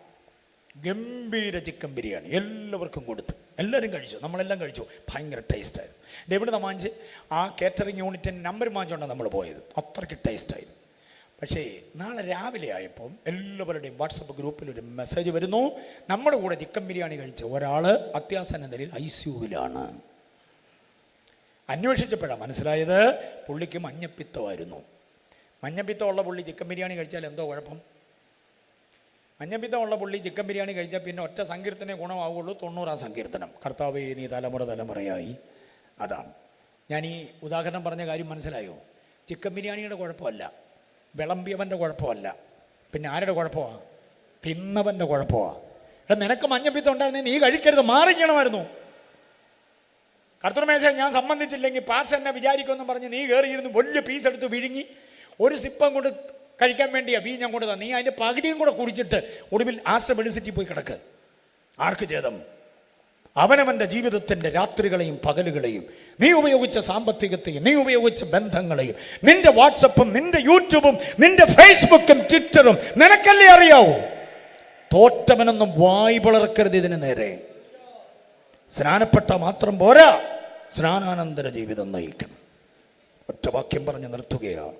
റോമാലേഖനം 6-ാം അധ്യായം 2-ാം വാക്യം. റോമർ 6-ന്റെ 6-ാം വാക്യം. റോമർ 6-ന്റെ 2, റോമർ 6-ന്റെ 6, റോമർ 6-ന്റെ 12. സ്നാനപ്പെട്ടവൻ അറിയേണ്ട 3 അനുഗ്രഹീത ധർമ്മകർമ്മങ്ങൾ. റോമർ 6-ന്റെ 2 പറയുന്നു ഇനി പാപത്തിൽ ജീവിക്കരുത്. റോമർ 6-ന്റെ 6 പറയുന്നു ഇനി പാപത്തിന് അടിമപ്പെടരുത്. റോമർ 6-ന്റെ 12 പറയുന്നു ഇനി പാപം നിങ്ങളുടെ മർത്തി ശരീരങ്ങളിൽ അതിൻ്റെ മോഹങ്ങളെ അനുസരിക്കുമാറെന്തോ ചെയ്യരുത്, വാഴരുത്. ഈ 3 വാക്യങ്ങളിലും ഇനി ഇനി ഇനി എന്ന് പറയുന്നു. എന്താ ഇനി എന്നതിൻ്റെ അർത്ഥം അറിയാമോ? കുഞ്ഞുപദം ഇനി. ആഫ്റ്റർ ദ ബാപ്റ്റിസം, സ്നാനത്തിന് ശേഷം. നീ ക്രിസ്തുവുമായി സ്നാനത്താൽ ഏക ആത്മാവായി, ക്രിസ്തുവിൽ ഏക ആത്മാവായി കഴിഞ്ഞതിന് ശേഷം വീണ്ടും പാപത്തിൽ ജീവിച്ചാൽ, പാപത്തിന് അടിമപ്പെട്ടാൽ, പാപത്തിൻ്റെ മോഹം നിന്നിൽ വാണാൽ അപകടമാവും. കാഹളനാളിൽ ഉയർക്കത്തിൽ നമ്മുടെ ഏറ്റവും വലിയ പ്രതീക്ഷ നമ്മുടെ കർത്താവിൻ്റെ വരവാ. ആ പ്രതീക്ഷയുള്ള എത്ര പേരുണ്ട്? എഴുന്നേറ്റ് നിൽക്കാം ദൈവസന്നിധിയിൽ. ആ പ്രതീക്ഷയുള്ള ഒരു പുസ്തകം ബുക്കും എല്ലാം അടച്ചു വെച്ചിട്ട് എഴുന്നേറ്റ് നിൽക്കാം. കാലമെല്ലാം കഴിയും, ഇന്ന് കാൺമതെല്ലാം അഴിയും, പിന്നെ പുതുയുഗം വിരിയും, തിരികെ വരാതെ നാം നിത്യതയിൽ മറയും. പാടാം നമുക്കൊരുമിച്ച്. സ്തോത്രം ചേർന്ന് പാടാം. അഭിഷേകമുള്ള കുഞ്ഞുങ്ങളാ ഗാന ശുശ്രൂഷയ്ക്ക് വേണ്ടി കൺവെൻഷന് കിട്ടിയിട്ടുള്ളത്. കുഞ്ഞുങ്ങളെ ദൈവം അനുഗ്രഹിക്കട്ടെ. ചേർന്ന് പാടി കർത്താവിനെ മഹത്വപ്പെടുത്താം. യേശ് കാലമെല്ലാം കഴിയും, എല്ലാ കണ്ണുകളും അടയട്ടെ, ഹൃദയങ്ങൾ ദൈവസന്നിധിയിൽ ഏകാഗ്രമാകട്ടെ. പുതുജീവനിൽ നിലനിൽക്കണമെങ്കിൽ നാം പുതുക്കം പ്രാപിക്കണം. കേട്ട ഈ സന്ദേശത്തിൻ്റെ കണ്ടന്റ് പറയുക ഒടുവിലായിട്ട്. പുതുജീവനിൽ നിൽക്കണമെങ്കിൽ നമ്മുടെ പഴയ മനുഷ്യനെ എന്തോ ചെയ്യണം? ഉരിഞ്ഞു കളയണം. എന്നിട്ട് പുതുക്കം പ്രാപിക്കണം. പുതിയ മനുഷ്യനായ ക്രിസ്തുവിനെ ധരിക്കണം, ക്രിസ്തുവിനെ അനുഗമിക്കണം, ക്രിസ്തുവിനെ അനുകരിക്കണം, ക്രിസ്തുവിനെ എല്ലാ വിധത്തിലും നമ്മുടെ ഉള്ളിൽ അധിവസിപ്പിക്കണം. അങ്ങനെ ജീവിക്കുന്ന ഒരാളിൽ മാത്രമേ പുതുജീവൻ. ഇപ്പോൾ നമ്മൾ ഇവിടെ ജീവിക്കുന്ന ജീവിതം കുറച്ച് നാളത്തേക്കേ ഉള്ളൂ. മരണത്തിനപ്പുറമുള്ള ജീവിതമാണ് ഈ പുതുജീവിതം നമുക്ക് അനുഭവമാക്കാൻ കഴിയുന്നത്. ചേർന്ന് പാടി കർത്താവിനെ സ്തുതിക്കാമല്ലോ. കരങ്ങളടിച്ച് പാടി കർത്താവിനെ മഹത്വപ്പെടുത്തണം. Yes, hallelujah.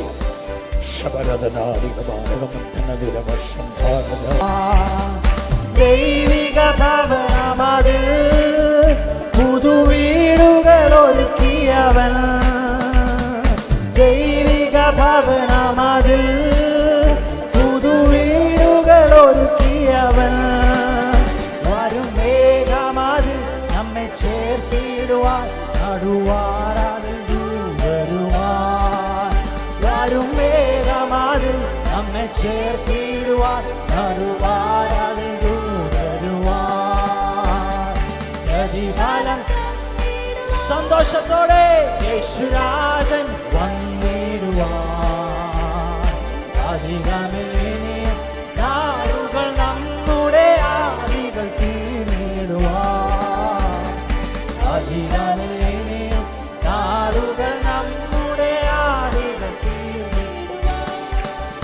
ഓ തൻ തിരുനാമത്തിനായി മണ്ണിൽ നിന്നകൾ സഹിച്ചവനേ, തൻ തിരുനാമത്തിനായി മണ്ണിൽ നിന്നകൾ സഹിച്ചവനേ, തിരുസന്നിധി ചേർന്ന കൈകളാലവൻ കണ്ണുനീർ തുടച്ചു.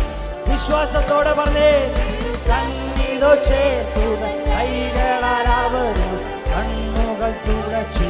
ഓ പ്രതിഫലം തന്നിടുവാൻ യേശുരാജൻ വന്നിടുവാൻ. അധികമിനിയും നാളുകൾ നമ്മുടെ ആദികൾ തീർന്നിടുവാൻ.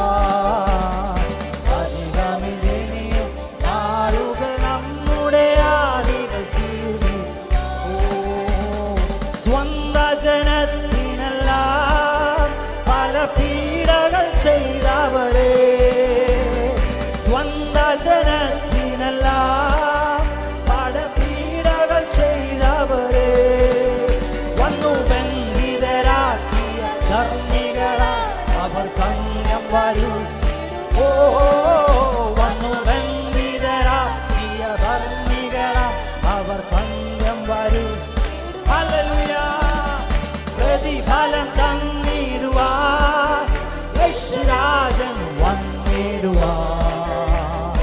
അധികമിനിയും നാളുകൾ നമ്മുടെ ആദികൾ തീർന്നിടുവാൻ. അധികമിനിയും നാളുകൾ നമ്മുടെ ആദികൾ തീർന്നിടുവാൻ. ഓ കാലമെല്ലാം കഴിയും, ഇന്നു കാൺമതെല്ലാം കഴിയും. കാലമെല്ലാം കഴിയും, ഇന്നു കാൺമതെല്ലാം കഴിയും, പിന്നെ പുതുയുഗം വിരിയും, തിരികെ വരാതെ നമിച്ചത്.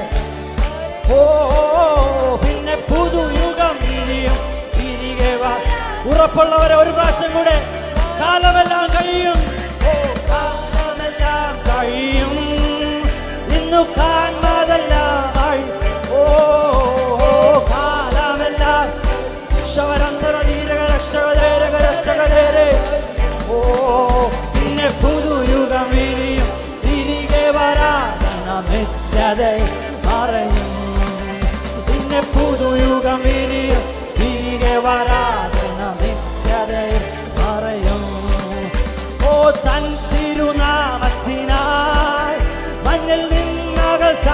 സഹിച്ചവരെ, തൻ തിരുനാമത്തിനായി തന്നിൽ നിന്നകൾ സഹിച്ചവരെ, തിരുസന്നിധി ചേർത്തു തൻ കൈകള കണ്ണുനീർ തുടച്ചിടുവാൻ, തിരുസന്നിധി ചേർത്തു തൻ കൈകള കണ്ണുകൾ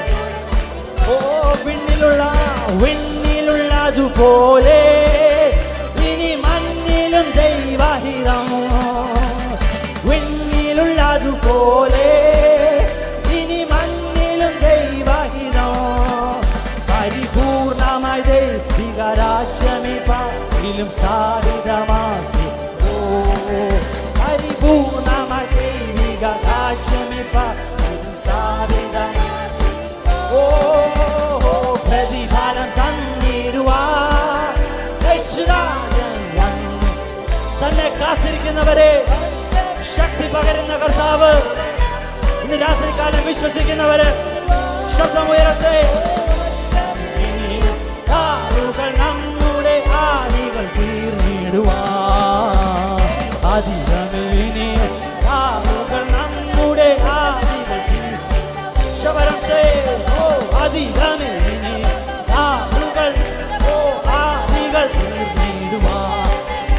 ശബരം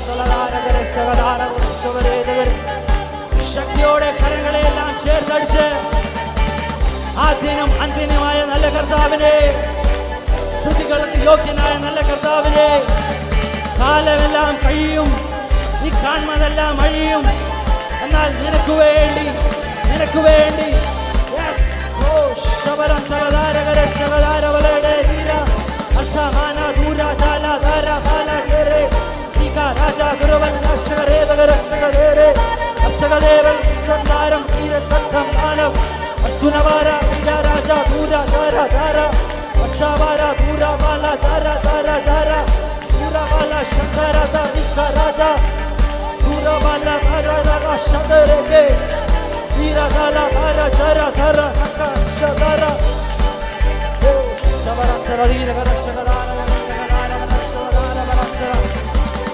ദേശം വിടുവിക്കപ്പെടേണ്ടതിന്, വ്യക്തി ജീവിതങ്ങൾ വിടുവിക്കപ്പെടേണ്ടതിന് ആത്മാവിന്റെ ഒരു തീ ഇന്ന് രാത്രികാലം ഇവിടെ ഇറങ്ങിയിരിക്കുന്നതിനാൽ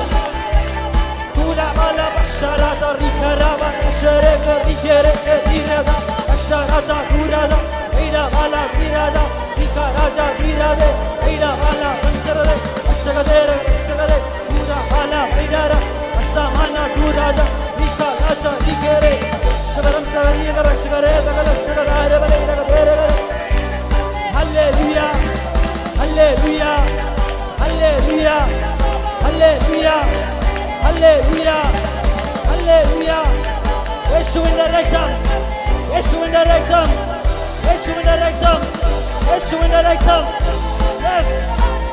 രാത്രികാലം ആ പരിശുദ്ധമായ രക്തം, ആ പരിശുദ്ധനായ നല്ല കർത്താവേ